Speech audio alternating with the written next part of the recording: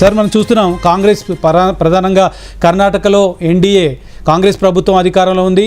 ఎన్డీఏకు 22 నుంచి 22 స్థానాలకు పైగా గెలుచుకునే అవకాశం ఉందని అంచనా వేస్తుంది. ఎట్లా చూడాలి, కాంగ్రెస్ ప్రభుత్వం అధికారంలో ఉన్నప్పటికీ భారీగా బీజేపీ తన సీట్లను తీసుకుంటుంది. అంటే 2018లో కూడా కర్ణాటకలో బీజేపీ అధికారాన్ని కోల్పోయింది. సింగిల్ లార్జెస్ట్ పార్టీగా మాత్రమే వచ్చింది. కానీ లోక్సభ ఎలక్షన్స్కి వచ్చే వరకు 28 సీట్స్ కర్ణాటకలో ఉంటే 25 సీట్లు స్వయంగా గెలుచుకుంది. ఒక్క సీటులో బీజేపీ మద్దతు ఇచ్చిన ఇండిపెండెంట్ గెలిచారు. అంటే 26 అవుట్ ఆఫ్ 28 సీట్స్ బీజేపీయే.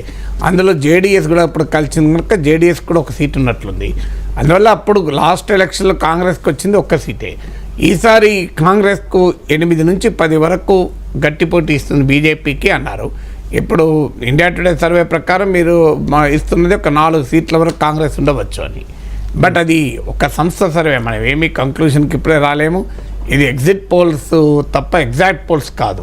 అందువల్ల అటైనా ఇటైనా ఉండవచ్చు. కానీ సాధారణంగా ఉన్న అంచనా అయితే ఇప్పుడు ఈ దిన అనే వారు సర్వే చేశారు. వారైతే కాంగ్రెస్కు 13 నుంచి 18 సీట్లు రావచ్చని అంచనా వేశారు. బట్ అసలు కన్జర్వేటివ్ ఎస్టిమేట్ చూసినా 8 to 10 సీట్స్లో కాంగ్రెస్ గట్టి పోటీ ఇస్తుంది.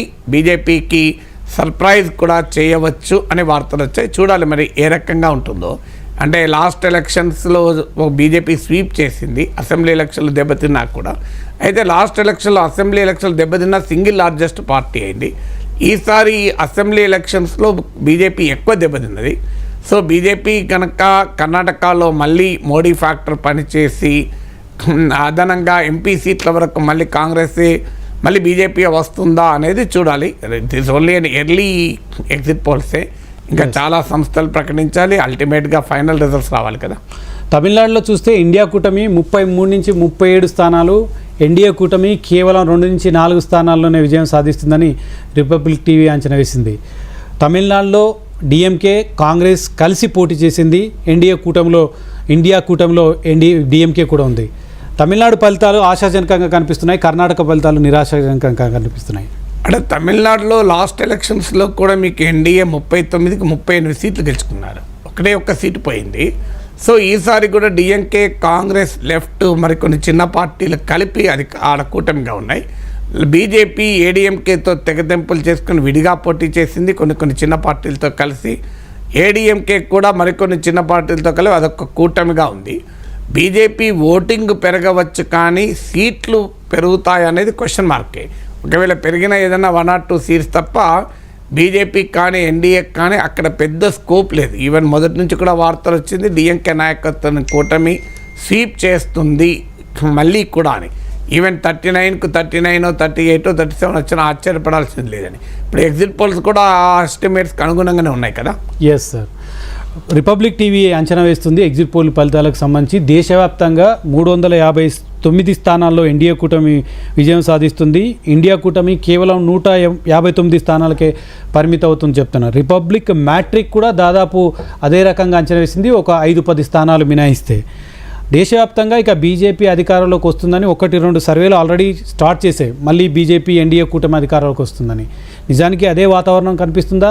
ఎగ్జిట్ పోల్ ఫలితాలు దేశవ్యాప్తంగా జరిగిన ఎన్నికల్లో ఎగ్జాక్ట్ కాబోతున్నాయి అనుకోవచ్చా నాగేశ్వరరావు గారు? అంటే ఇప్పుడు ఎన్డీఏ మెజారిటీ వస్తుంది బీజేపీ అనే విషయంలో ఎవరికి డౌట్ లేదు.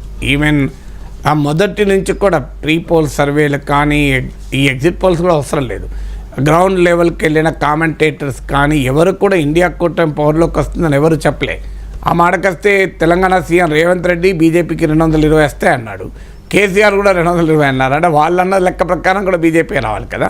ఒక రాహుల్ గాంధీ మాత్రమే ఇండియా కూటమి 150, బీజేపీ 150 సీట్ల పరిమితం అవుతుందని.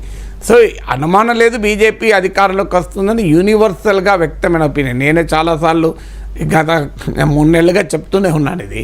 సో అందువల్ల ఆ డౌట్ లేదు. ఇప్పుడు డౌట్ ఏంటి అంటే బీజేపీకి లాస్ట్ టైం 303 సీట్లు వచ్చాయి, ఎన్డీఏకు మోర్ దెన్ 350 వచ్చాయి. ఇప్పుడు ఆ టాలీ నిలబడుతుందా లేదా అనేదే క్వశ్చన్. అక్కడే డివిజన్ ఆఫ్ ఒపీనియన్ ఉండే. యోగేంద్ర యాదవ్ లాంటి వారు 70 సీట్లు బీజేపీ కోల్పోతుంది, 85 సీట్లు ఎన్డీఏ కోల్పోతుంది అన్నారు. మీకు ప్రశాంత్ కిషోర్ లాంటి వాళ్ళు 303 కన్నా పెరుగుతుంది, +10 +20 బీజేపీకే పెరుగుతుందని అంచనా వేశారు. ఇయాన్ బ్రెమర్ లాంటి అమెరికన్ పొలిటికల్ సైంటిస్ట్ 305 ±10 అన్నారు. అంటే 295 to 315. సో ఇప్పుడు వస్తున్న ఎగ్జిట్ పోల్స్ కూడా ఓవరాల్గా బీజేపీ ఎన్డీఏ తిరిగి హ్యాట్రిక్ వైపుగా ఉన్నాయి. బట్ ఆ డౌట్ అయితే ఉంది జనానికి ఇప్పటికీ కూడా బీజేపీ ఎంతో కొంత దెబ్బతింటుంది అని. ఎస్, తెలంగాణ విషయానికి వస్తే తెలంగాణ లోక్సభ పైన ఎగ్జిట్ పోల్ ఫలితాలు వచ్చాయి. 7 నుంచి 8 ఆరా అనే ఒక సంస్థ కొద్దిసేపటి క్రితం ఎగ్జిట్ పోల్ ఫలితాలను ప్రకటించింది. 7 నుంచి 8 కాంగ్రెస్, 8 నుంచి 9 బీజేపీ, ఎంఐఎం 1 స్థానంలో, బీఆర్ఎస్ 0 స్థానం, 1 సీటు కూడా రాదని చెప్తుంది. నిజానికి కాంగ్రెస్ పార్టీ అధికారంలోకి వచ్చి అసెంబ్లీ ఎన్నికల్లో గెలిచి అధికారంలోకి వచ్చి 5 నెలలు ముగిసింది. అయినప్పటికీ కాంగ్రెస్కి షాకింగ్ ఫలితాలను మనం ఎగ్జిట్ పోల్ ఫలితాలు చూస్తున్నాం. కాంగ్రెస్ షాకింగ్ ఫలితాలు ఎలా అవుతాయి? కాంగ్రెస్ లాస్ట్ టైం 3 సీట్లు ఉన్నాయి.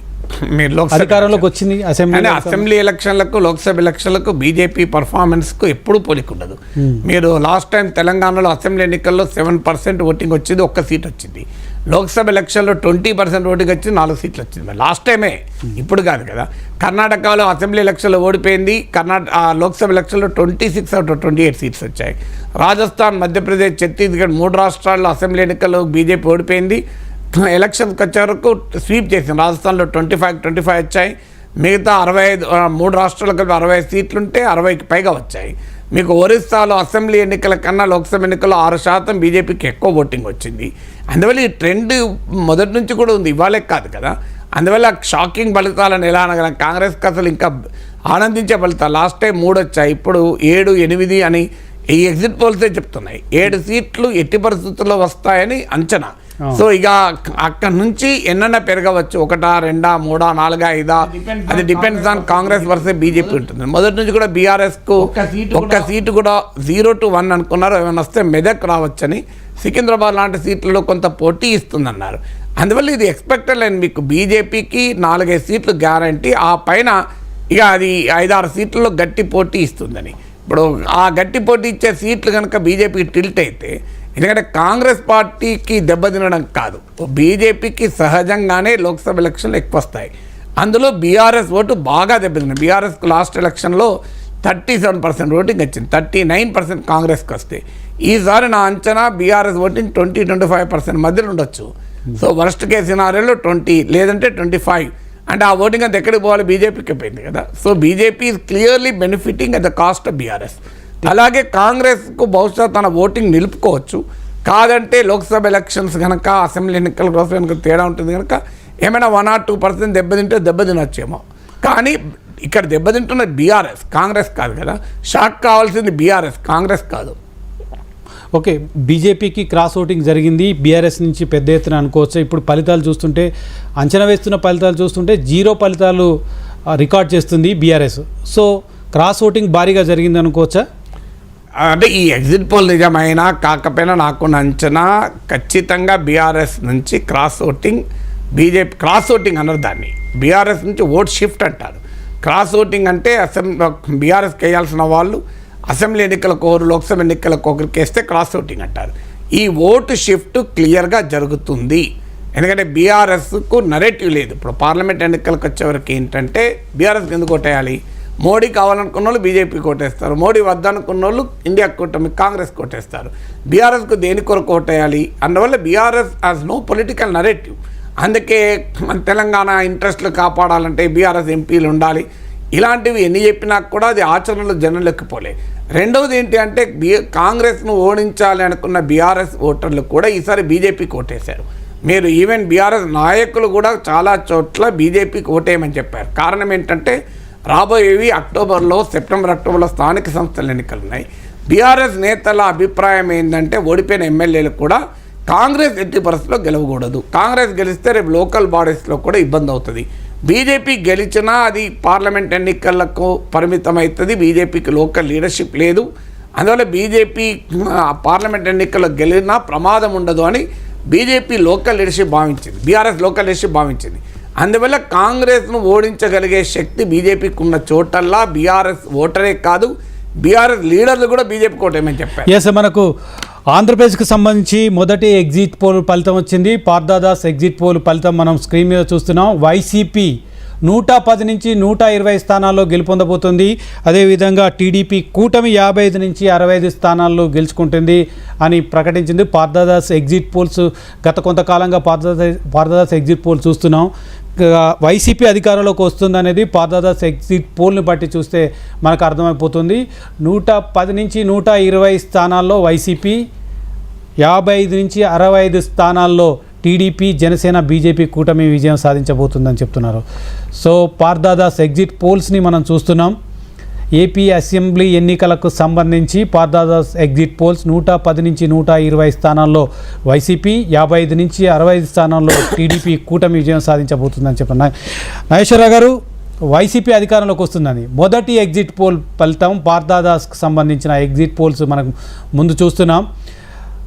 అన్నట్లుగానే ప్రజలు సంక్షేమ పథకాల వైపు, డీపీటీ స్కీమ్స్ వైపు అందరూ కూడా మళ్ళారు. అందుకే 110 నుంచి 120 స్థానాలు వైసీపీ నమోదు చేసింది. ఎగ్జిట్ పోల్ ఫలితాలు అంచనా వేసిందని మనం చెప్పుకోవచ్చా? అంటే ఇప్పుడు ఇది ఎర్లీగా వచ్చినటువంటి మొట్టమొదటి పోల్తోనే మనం కంక్లూషన్కి వస్తే రాంగ్ కంక్లూషన్ అవుతుంది.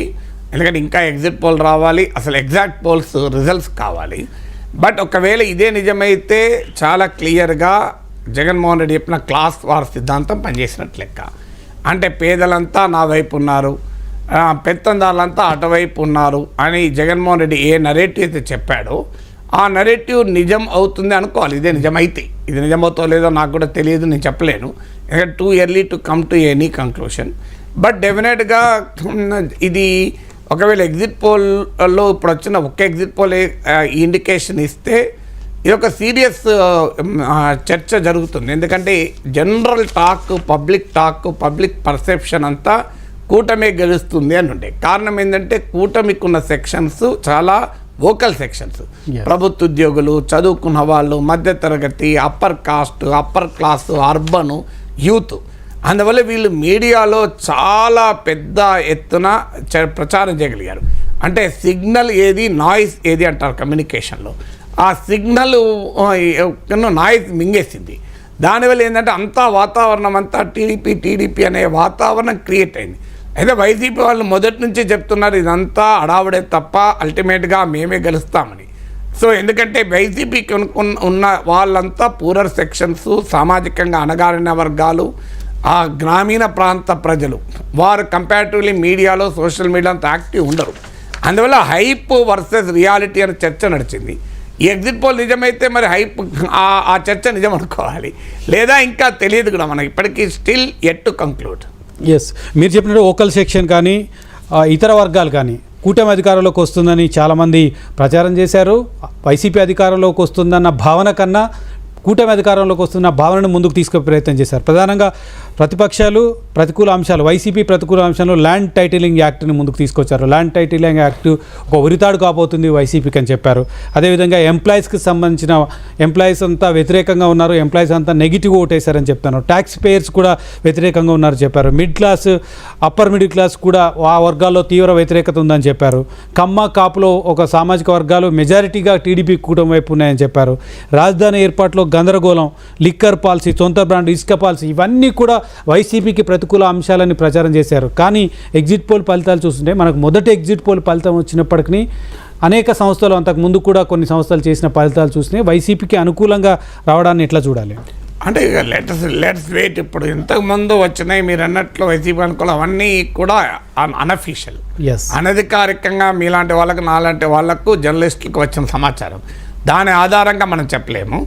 అధికారికంగా లెట్స్ వెయిట్. ఇంకా మన లైవ్ షో ఫలితాలు పక్కకు పెడితే ఈ అంశాలు ఎంతవరకు అంటే ప్రభావం మీరు అన్నట్లు వైసీపీకి అనుకూలంగా ఉన్న అంశాలు ఉన్నాయి, వైసీపీకి వ్యతిరేకంగా ఉన్న అంశాలు ఉన్నాయి. ఇప్పుడు మీరు అన్నట్టు ఉదాహరణకు ల్యాండ్ టైటిల్ యాక్ట్ ఉంది.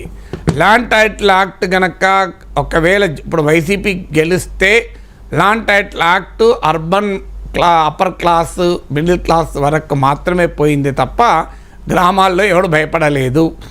ఈ ఫియర్ను మార్కెటింగ్ చేయడంలో తెలుగుదేశం స్ట్రాటజీ ఫలించలేదు అనుకోవాలి.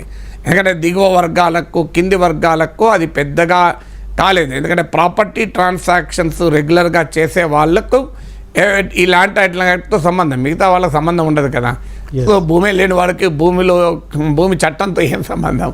సో అందువల్ల ఆ సెక్షన్స్ మరి వెళ్ళలేదా, దీన్ని నమ్మలేదా, ఈ హైప్. ఎందుకంటే ఇక్కడ వైసీపీ కూడా కౌంటర్ చేసింది. రియాలిటీ కూడా నాలాంటి వాళ్ళు కూడా ఓపెన్గా చెప్పాను, అయ్యా ఇది టీడీపీ వాళ్ళు గతంలో అసెంబ్లీలో సమర్థించారని. ఎందుకంటే మీకు కేశవ్ అసెంబ్లీలో చేసిన ప్రసంగం కూడా ఉంది, చాలా గొప్ప చట్టం, రాజస్థాన్ ఉంది, ఆస్ట్రేలియాలో ఉంది, మహారాష్ట్రలో ఉంది, మేము పూర్తిగా మద్దతు ఇస్తున్నాం. ఇది నీతి ఆయోగ్ ప్రతిపాదించిన చట్టం. అందువల్ల టీడీపీ భయాన్ని క్రియేట్ చేసింది, వైసీపీ ఆ భయాన్ని ఎదుర్కొనే ప్రయత్నం చేసింది. సో ఎవరిది పై చేయి అన్నది మనకు రిజల్ట్స్ని బట్టి అర్థమవుతుంది. ఎస్, న్యూస్18 విడుదల చేసిన ఫలితాలు కూడా చూస్తున్నాం. న్యూస్18తో పాటు ఇండియా టుడే ఎగ్జిట్ పోల్స్, అదేవిధంగా పార్దాదాస్, ఏబీపీ అనేక సంస్థలు కూడా ఒక్కొక్కటి ఎన్నికల ఎగ్జిట్ పోల్ ఫలితాలను మనం స్క్రీన్ చూస్తున్నాం. పార్దాదాస్ ఎగ్జిట్ పోల్ ఏపీ అసెంబ్లీకి సంబంధించి 110 నుంచి 120 స్థానాల్లో వైసీపీ విజయం సాధించబోతుంది. టీడీపీ 55 నుంచి 65 స్థానాల్లో పార్దాదాస్ ఏపీ అసెంబ్లీలో విజయం సాధించబోతుందని తన ఎగ్జిట్ పోల్ ఫలితాల్లో పేర్కొన్నారు. CNN న్యూస్ 18 ఎగ్జిట్ పోల్స్ కూడా కొద్దిసేపటి క్రితం వచ్చాయి. అందులో కేరళకు సంబంధించిన ఫలితాలు యూడీఎఫ్కు 15 నుంచి 18, ఎల్డీఎఫ్కు 2 నుంచి 5, ఎన్డీఏకు 1 నుంచి 3 వస్తాయని కేరళ అంచనా వేశారు. CNN న్యూస్ 18 ఎగ్జిట్ పోల్ ఫలితాలు కేరళలో యూడీఎఫ్కు ఎక్కువ స్థానాలు వస్తున్నట్లు ప్రకటించింది. అదేవిధంగా కర్ణాటకలో ఎన్డీఏకు 21 నుంచి 24, ఇండియా కూటమికి 2 నుంచి 4 స్థానాల్లో విజయం సాధించబోతుందని ఎగ్జిట్ ఫలితాల్లో పేర్కొంది. కర్ణాటక 21 నుంచి 24, ఇండియా కూటమి 3 నుంచి 5, జేడీఎస్ 1 నుంచి 2 స్థానాల్లో విజయం సాధించబోతుందని చెప్పింది. ABP C voter exit poll ఫలితాలు మనం స్క్రీన్ ముందు చూస్తున్నాం. ఏపీ 25 స్థానాలు, వైసీపీకి 4, ఎన్డీఏకు 21 నుంచి 25 స్థానాల్లో విజయం సాధించబోతుందని ఏబీపీ సి ఓటర్. ఇది కొంచెం కన్ఫ్యూజన్గా ఏబీపీ సి ఓటర్ సర్వే. 25 స్థానాల్లో వైసీపీకి 4, 0 నుంచి 4, అదేవిధంగా ఎన్డీఏ కూటమికి ఎక్కువ స్థానాలు వస్తాయని ప్రకటించింది. మనం కూడా తెలంగాణ ఫలితాల లాగానే ఇది అంచనా వేయచ్చు. అసెంబ్లీ ఫలితాలు తెలంగాణకు పోలికలే, అసెంబ్లీ ఎన్నికల్లో లోక్సభ ఎన్నికల్లో గ్యాప్ ఉంది తెలంగాణ, అందువల్ల మనం పోల్చలేము. ఆంధ్రప్రదేశ్ ఎన్నికల్లో ఒకేసారి జరిగాయి. దీన్ని ఒరిస్సాతో పోల్చాలి. నిజంగా చెప్పాలంటే 2019లో ఒరిస్సాలో మనం చూసుకుంటే బీజేపీకి అసెంబ్లీ ఎన్నికలు, లోక్సభ ఎన్నికలు ఒకేసారి జరిగాయి. ఒకేసారి జరిగిన బీజేపీకి 6% ఎక్కువ ఓట్లు వచ్చాయి. అంటే 32.8% అసెంబ్లీ ఎన్నికలకు వస్తే 38.4% లోక్సభ ఎన్నికలకు వచ్చాయి. దాంతో 21 సీట్లు ఉన్నటువంటి ఒరిస్సాలో బీజేపీ 8 లోక్సభ సీట్లు గెలుచుకుంది 2019లో. బిజు జనతాదళకు కూడా, బిజు జనతాదళకు అందుకు భిన్నంగా లోక్సభ ఎన్నికల్లో తక్కువ ఓట్లు వచ్చాయి, అసెంబ్లీ ఎన్నికల్లో ఎక్కువ ఓట్లు వచ్చాయి. లోక్సభ ఎన్నికల్లో 42.8% వస్తే అసెంబ్లీ ఎన్నికలకు వచ్చే వరకు 44% దాటింది. అందువల్ల ఆంధ్రప్రదేశ్లో కూడా ఒకవేళ అసెంబ్లీ ఎన్నికల్లో ఇప్పటికి కూడా అసెంబ్లీ ఎన్నికల ఫలితాలు మీరు చెప్తున్న న్యూస్18 ఓన్లీ పార్లమెంట్ ఎన్నికలు మీరు చూపెడుతున్నారు, స్క్రీన్ పై చూపెడుతున్నారు. సో అది పార్లమెంట్ ఎన్నికల ఫలితాలు. బహుశా అసెంబ్లీ ఎన్నికల ఫలితాలు ఆంధ్రప్రదేశ్ హిస్టరీ తీసుకుంటే ఎప్పుడైనా అసెంబ్లీ ఎన్నికలు, లోక్సభ ఎన్నికలు ఒకే రకంగా ఓటింగ్ ఉంటుంది. కాస్తంత డిఫరెన్స్ ఉంటుంది. మీకు ఉమ్మడి రాష్ట్రంలో కూడా 2004, 2009 తీసుకున్న అసెంబ్లీ ఎన్నికలతో పోలిస్తే ఆ రోజుల్లో కూడా జాతీయ పార్టీ అయిన కాంగ్రెస్ కాస్త మెరుగైన ఓటింగ్ తెచ్చుకుంది. కానీ మీకు నార్మల్గా 2014, 2019 తీసుకుంటే అసెంబ్లీ ఎన్నికల ప్యాటర్న్, లోక్సభ ఎన్నికల ప్యాటర్న్ ఒకే రకంగా ఉంది. ఒరిస్సా లాగా ఏపీలో లేదు. సో అందువల్ల ఈ న్యూస్ ఏంటి మరి కూటమికి ఎక్కువ సీట్లు తెలియదు. ABP C voter survey. ABP C voter survey Lok Sabha ఎన్నికల్లో 21 సీట్లు ఎన్డీఏకు, 4 సీట్లు వైసీపీకి ఇస్తాం. మరి అసెంబ్లీ ఎన్నికలు కూడా అలాగే ఇస్తుందో చూడాలి. సో ఇది లోక్సభ ఎన్నికల ఫలితం. అందువల్ల నా అంచనా ఆంధ్రప్రదేశ్ సంబంధించి వివిధ సంస్థలు వివిధ రకాలుగా ఇస్తుందని అంచనా. We have to see it. యునానిమస్గా మాత్రం ఎగ్జిట్ పోల్స్ ఉండవు. నాగేశ్వరరావు గారు, నిజంగా ABP C voter exit poll ఫలితాలను మరొకసారి విశ్లేషిస్తే మోడీ ఫ్యాక్టర్ ఆంధ్రప్రదేశ్లో పనిచేసిందా? అధికారంలోకి జగన్ రావాలి, కానీ దేశంలో అధికారంలోకి మోడీ రావాలన్న ఫ్యాక్టర్ ఏమైనా పనిచేసి ఎక్కువగా ఎన్డీఏ కూటమికి ఓట్లు వెళ్ళే అవకాశం అట్లా ఏమైనా కనిపిస్తుందా ఆంధ్రప్రదేశ్ రాజకీయాల్లో? అది సాధ్యమవుతుందా? అంటే అది పెద్దగా సాధ్యమవుతున్నాయి అనుకోను. కానీ ఈ మన ఎలక్టోరల్ సిస్టమ్ యొక్క లక్షణం ఏంటంటే మనది ఫస్ట్ పాస్ట్ పోస్ట్ సిస్టమ్. ఇప్పుడు ఉదాహరణకు 2014లో నాకు గుర్తు టీడీపీకి వైసీపీ కన్నా కూటమి అప్పుడు ఎన్డీఏ 5 లక్షల ఓట్లే తేడా వచ్చింది. మీకు 2019లో వైసీపీకి 35 లక్షల ఓట్లు ఎక్కువ వచ్చాయి. సో అందువల్ల కేరళలోనైతే 1,00,000 ఓట్లతోనే ప్రభుత్వం మారిపోతుంది. ఏం జరగవచ్చు ఒకవేళ అసెంబ్లీ ఎన్నికలు ఒక రకంగా, లోక్సభ ఎన్నికలు ఒక రకంగా, ఇవన్నీ ఇఫ్స్ అండ్ బట్సే. ఏదవుతుందో నాకు తెలియదు, మీకు తెలియదు, వాళ్ళకు కూడా తెలియదు, ఆ సర్వేలు చేసే వాళ్ళకి కూడా. కానీ ఒకవేళ డిఫరెంట్ ఉంటే అసెంబ్లీ ఎన్నిక లోక్సభ ఎన్నిక ఒక పాసిబిలిటీ ఏంటంటే ఇప్పుడు ఒక లోక్సభ ఎన్నికలు 7 సీట్లు ఉంటాయి.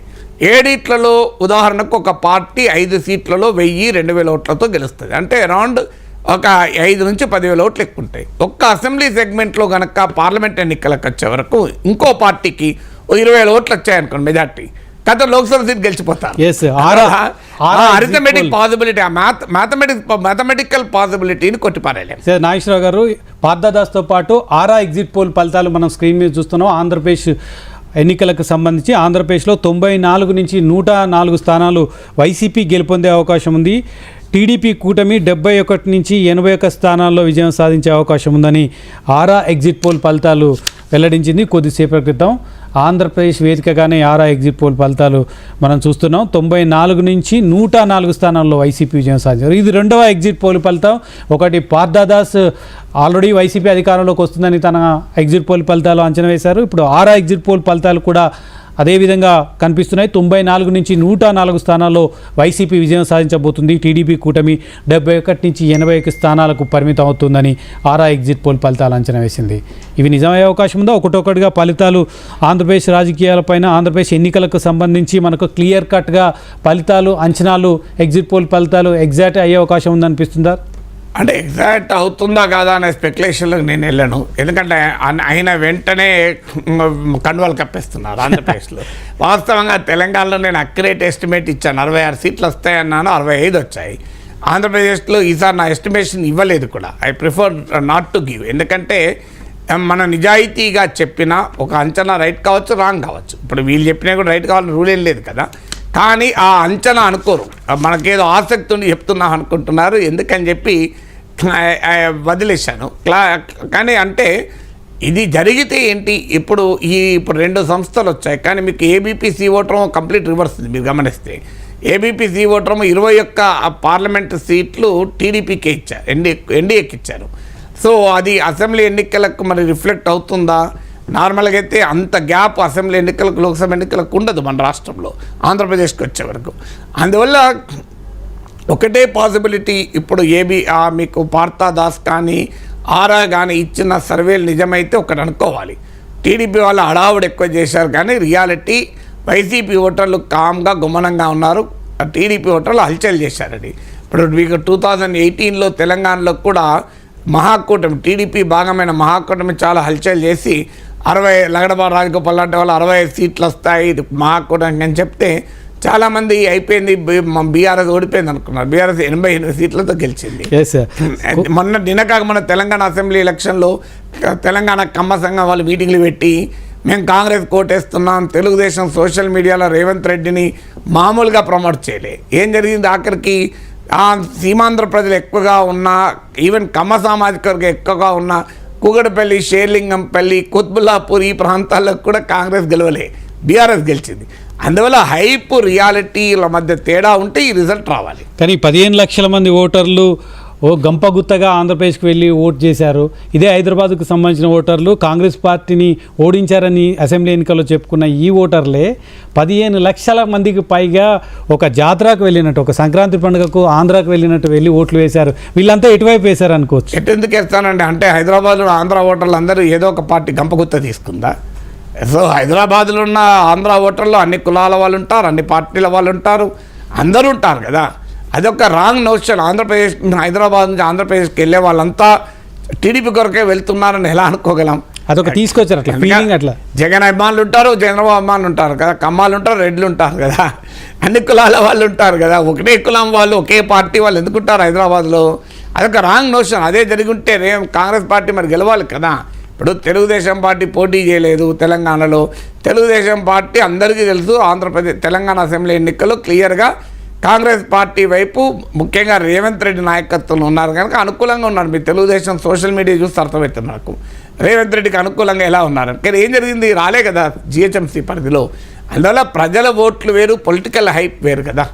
ఎస్, పార్థదాస్ తెలంగాణ పార్లమెంట్ ఎన్నికలకు సంబంధించిన సర్వేను కొద్దిసేపటి క్రితం అంచనా వేశారు. 9 నుంచి 11 కాంగ్రెస్కు, 5 నుంచి 7 బీజేపీకి వస్తాయి. బీఆర్ఎస్కు 0 స్థానం, ఒక స్థానం కూడా రాదని ప్రకటించారు.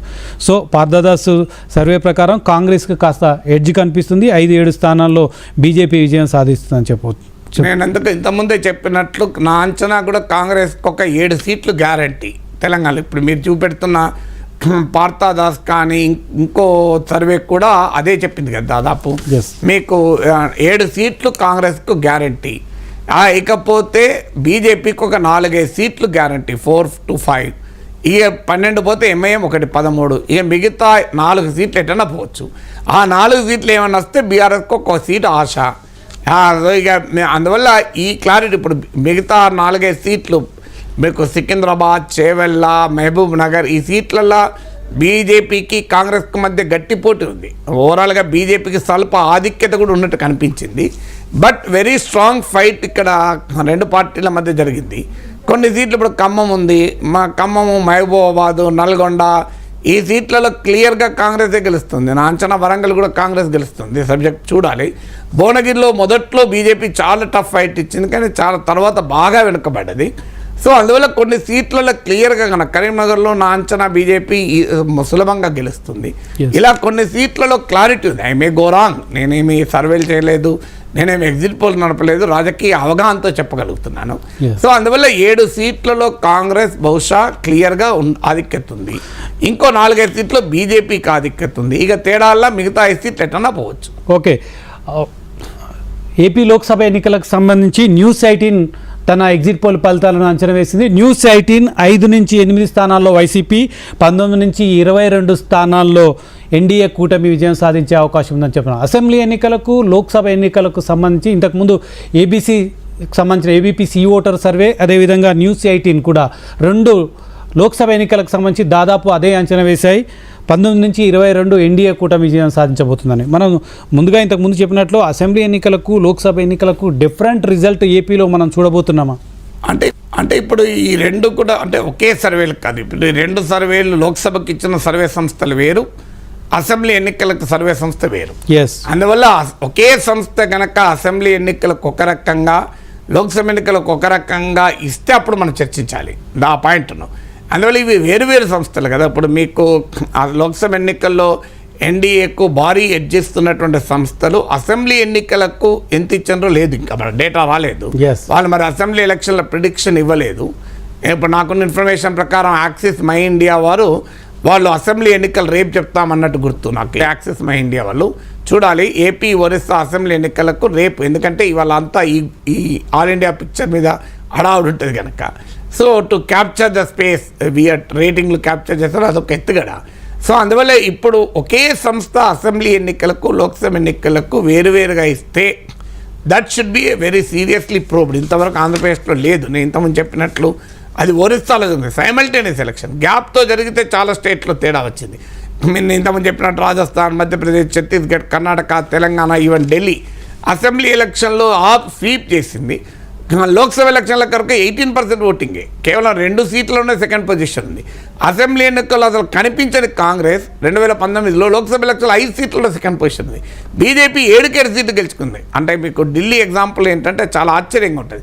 అసెంబ్లీ ఎన్నికలకు, లోక్సభ ఎన్నికలకు టోటల్గా డయామెట్రికల్ అపోజిట్ తీర్పు ప్రజలు ఇచ్చారు. కానీ ఒక్కసారి జరగలే. మీకు ఒక్కసారి జరిగినాయి ఒరిస్సా మాత్రమే. ఒక్కసారి జరిగి కూడా బీజేపీకి ఒక 6% ఓటింగ్ ఎక్కువ. అది చాలా రాజకీయ చైతన్యంతో ప్రజలు తీర్పు చెప్తే తప్ప. ఎందుకంటే ఒకే పోలింగ్ బూత్లో 2 ఈవీఎంలు ఉంటాయి. పార్లమెంట్ ఎలక్షన్లో ఈవీఎం ఉంటుంది, అసెంబ్లీ ఎలక్షన్ ఈవీఎం ఉంటుంది. ఒక ఓటర్ అసెంబ్లీ ఎలక్షన్లో ఒక పార్టీకి నొక్కి మరో లోక్సభ ఎలక్షన్లకు వచ్చి ఇంకో పార్టీకి నొక్కాలి. ఇది మామూలు రాజకీయ చైతన్యం కాదు కదా. మరి అంత రాజకీయ చైతన్యం ఉందా, అంత రాజకీయ భూమిక ఉందా అనేది మనం చూడాల్సిన అవసరం ఉంది. ప్రధానంగా ఆంధ్రప్రదేశ్ పోలింగ్ సందర్భంగా వైసీపీ గ్రాప్ చేసిన అంశాలు తన ఓటు బ్యాంకును పెంచుకోవడానికి తమ వైపు సంక్షేమ పథకాలతో పాటు ఇతర వర్గాలు సోషల్ ఇంజనీరింగ్ చేసి అనేక మంది 75 నుంచి 80 సీట్ల వరకు సీట్లు మార్పులు చేయడం మూలంగా అవన్నీ వైసీపీ లాభించింది అనుకోవచ్చు. అందుకే ఫలితాలు అనుకూలంగా ఉండే అవకాశం ఉందా? అంటే ఇప్పుడు వైసీపీ నిజంగానే మరి అధికారంలోకి అసలు అనుకోవాల్సిందే కదా, చేయగలిగింది ఏముంటుంది, మనం అనుకోకుండా ఎలా అవుతుంది. ఇప్పుడు ఏదో ఒక ఫ్యాక్టర్స్ వైసీపీకి అనుకూల ఫ్యాక్టర్స్ ప్లే అయితేనే వైసీపీకి ఆ సీట్లు రావాలి. ఒకవేళ నిజంగా గెలిస్తే, వైసీపీ నిజంగా గెలిస్తే చాలా క్లియర్గా వైసీపీ సోషల్ ఇంజనీరింగ్ పనిచేసింది. వైసీపీ ఎందుకంటే తెలివిగా నాకు తెలిసినంతవరకు టీడీపీ కన్నా ఎక్కువ బీసీ అభ్యర్థులకు టికెట్లు ఇచ్చినట్టున్నారు. సో తెలుగుదేశం పార్టీ సాధారణంగా బీసీలకు పేరు. ఎందుకంటే ఆంధ్రప్రదేశ్కి వచ్చేవరకు ఏంటంటే కొన్ని కులాలు క్లియర్గా కొన్ని అటో ఇటో కన్సాలిడేట్ అయ్యాయి.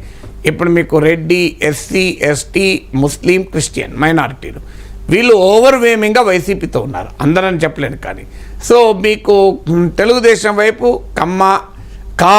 పవన్ కళ్యాణ్ ఫ్యాక్టర్ వల్ల కాపు ఓటు ఏమైనా షిఫ్ట్ అవుతుందా చూడాలి. బీజేపీ కలవడం ద్వారా బ్రాహ్మణ్, వైశ్య, క్షత్రియ, అప్పర్ కాస్ట్ ఓటు ఏమైనా షిఫ్ట్ అవుతుందో చూడాలి. మెయిన్గా ఛాలెంజర్లో వచ్చేది బీసీ ఓటు దగ్గర. సో ఆ బీసీ ఓటు మరి వైసీపీ మాత్రం చాలా పవర్ఫుల్ సోషల్ ఇంజనీరింగ్ చేసింది, అందులో అనుమానం లేదు. సో ఆ బీసీ క్యాండిడేట్లను అది ఏమైనా ఉపయోగపడుతుందా అని, ఎందుకంటే కంపారిటివ్లీ వైసీపీ క్యాండిడేట్ సెలక్షన్లో కూడా మోర్ ఇంటెలిజెంట్గా వ్యవహరించింది అని బీజేపీ కూటమితో పోలిస్తే. కారణం ఏంటంటే వైసీపీకి ఆ ఆపరేషనల్ ఫ్లెక్సిబిలిటీ ఉంది, ఎందుకంటే అది ఒక్కటే పార్టీ కనుక. కూటమికి వచ్చే వరకు ఏంటంటే వివిధ పార్టీల మధ్య అడ్జస్ట్మెంట్ చేయాలి. మీకు ఉదాహరణ చెప్తాను, రాజమండ్రి సమీపంలో రాజానగరం సీట్ ఉంది, రాజమండ్రి పార్లమెంట్ సెగ్మెంట్లో. రాజానగరం కమ్మ డామినేషన్ ఉన్న సీట్ అది. ఓటర్లు కూడా కమ్మాసే, బాగా రిచ్ కమ్మాస్, విలేజెస్లో కూడా బాగా సంపన్నమైన కమ్మాస్ ఉంటారు. అవి 30 ఏళ్ళ కింద 40 ఏళ్ళ కింద ఇన్కమ్ ట్యాక్స్ కట్టిన కమ్మాస్ ఉంటారు. అలాంటి రాజానగరంలో ఇలా కమ్మ అభ్యర్థి లేడు, ఎందుకంటే వైసీపీ కాపును పెట్టింది, టీడీపీ జనసేనకి ఇచ్చింది. సో జనసేన కాపు అభ్యర్థి పెట్టారు, ఇద్దరు కాపుల మధ్య పోటీ. సో అందువల్ల రాజానగరంలో కమ్మాసు మొదటిసారి చరిత్రలో తమ అభ్యర్థి లేకుండా పోటీ చేస్తారన్నట్టు నాకు తెలిసినంత సబ్జెక్టు కరెక్షన్. సో అలాంటి సోషల్ ఇంజనీరింగ్లు ఫ్యాక్టర్స్ కూడా ఉంటాయి. మరి అందువల్ల ఎన్నికల్లో నిజంగానే అంటే public talk, public perception, dominant public perception కూటమి వస్తుందని ఉండగా కూడా వైసీపీ కనుక గెలిస్తే ఈ ఫ్యాక్టర్స్ని పనిచేసినట్లే. ఎందుకంటే కూటమి ఆ మామూలు పర్సెప్షన్ కాదు, మీరు ఎక్కడ పోయినా కూటమే గెలుస్తుంది అని వాతావరణం. కానీ కాస్తంత జాగ్రత్తగా రాష్ట్ర రాజకీయాలు పరిశీలించిన వారికి ఎవరికైనా ఈ ప్రచారము ఎంతవరకు నిజం, ఇది నిజమా హైపా అనే క్వశ్చన్ మార్క్ అయితే ఉండే. ఆ క్వశ్చన్ మార్క్ ఉండడం వల్ల అటు ఇటు ఆలోచించారు, కరెక్ట్గా ఎండార్ చేయలేకపోయారు. ఎస్, ఒకసారి ఎగ్జిట్ పోల్ ఫలితాలను చూద్దాం. ఏబీబీ ఓటర్ ఏపీ లోక్సభ పైన ఫలితాలను తన ఎగ్జిట్ పోల్ ఫలితాలను ప్రకటించింది. 25 లోక్సభ స్థానాలకు గాను వైసీపీ 0 నుంచి 4 స్థానాలు గెలుచుకునే అవకాశం ఉంది. ఎన్డీఏ 21 నుంచి 25 స్థానాలు గెలుచుకునే అవకాశం ఉందని ఏబీపీ ఓటర్ తన ఎగ్జిట్ పోల్లో అంచనా వేసింది. రిపబ్లిక్ టీవీ ఎగ్జిట్ పోల్ ఫలితాలపైన మొత్తం దేశవ్యాప్తంగా లోక్సభ ఫలితాలపైన ఒక అంచనా వేసింది. 359 స్థానాల్లో బీజేపీ ఎన్డీఏ కూటమి విజయం సాధించబోతుంది. ఇండియా కూటమి 154 స్థానాల్లో, ఇతరులు 30 స్థానాల్లో విజయం సాధించబోతున్నట్లు అంచనా వేసింది. సో రిపబ్లిక్ టీవీ ఇక ఎన్డీఏ కూటమికి అధికారం రాబోతుందని తన పూర్తి స్థాయిలో అంచనా వేసినట్లు మనకు కనిపిస్తుంది. ఇకపోతే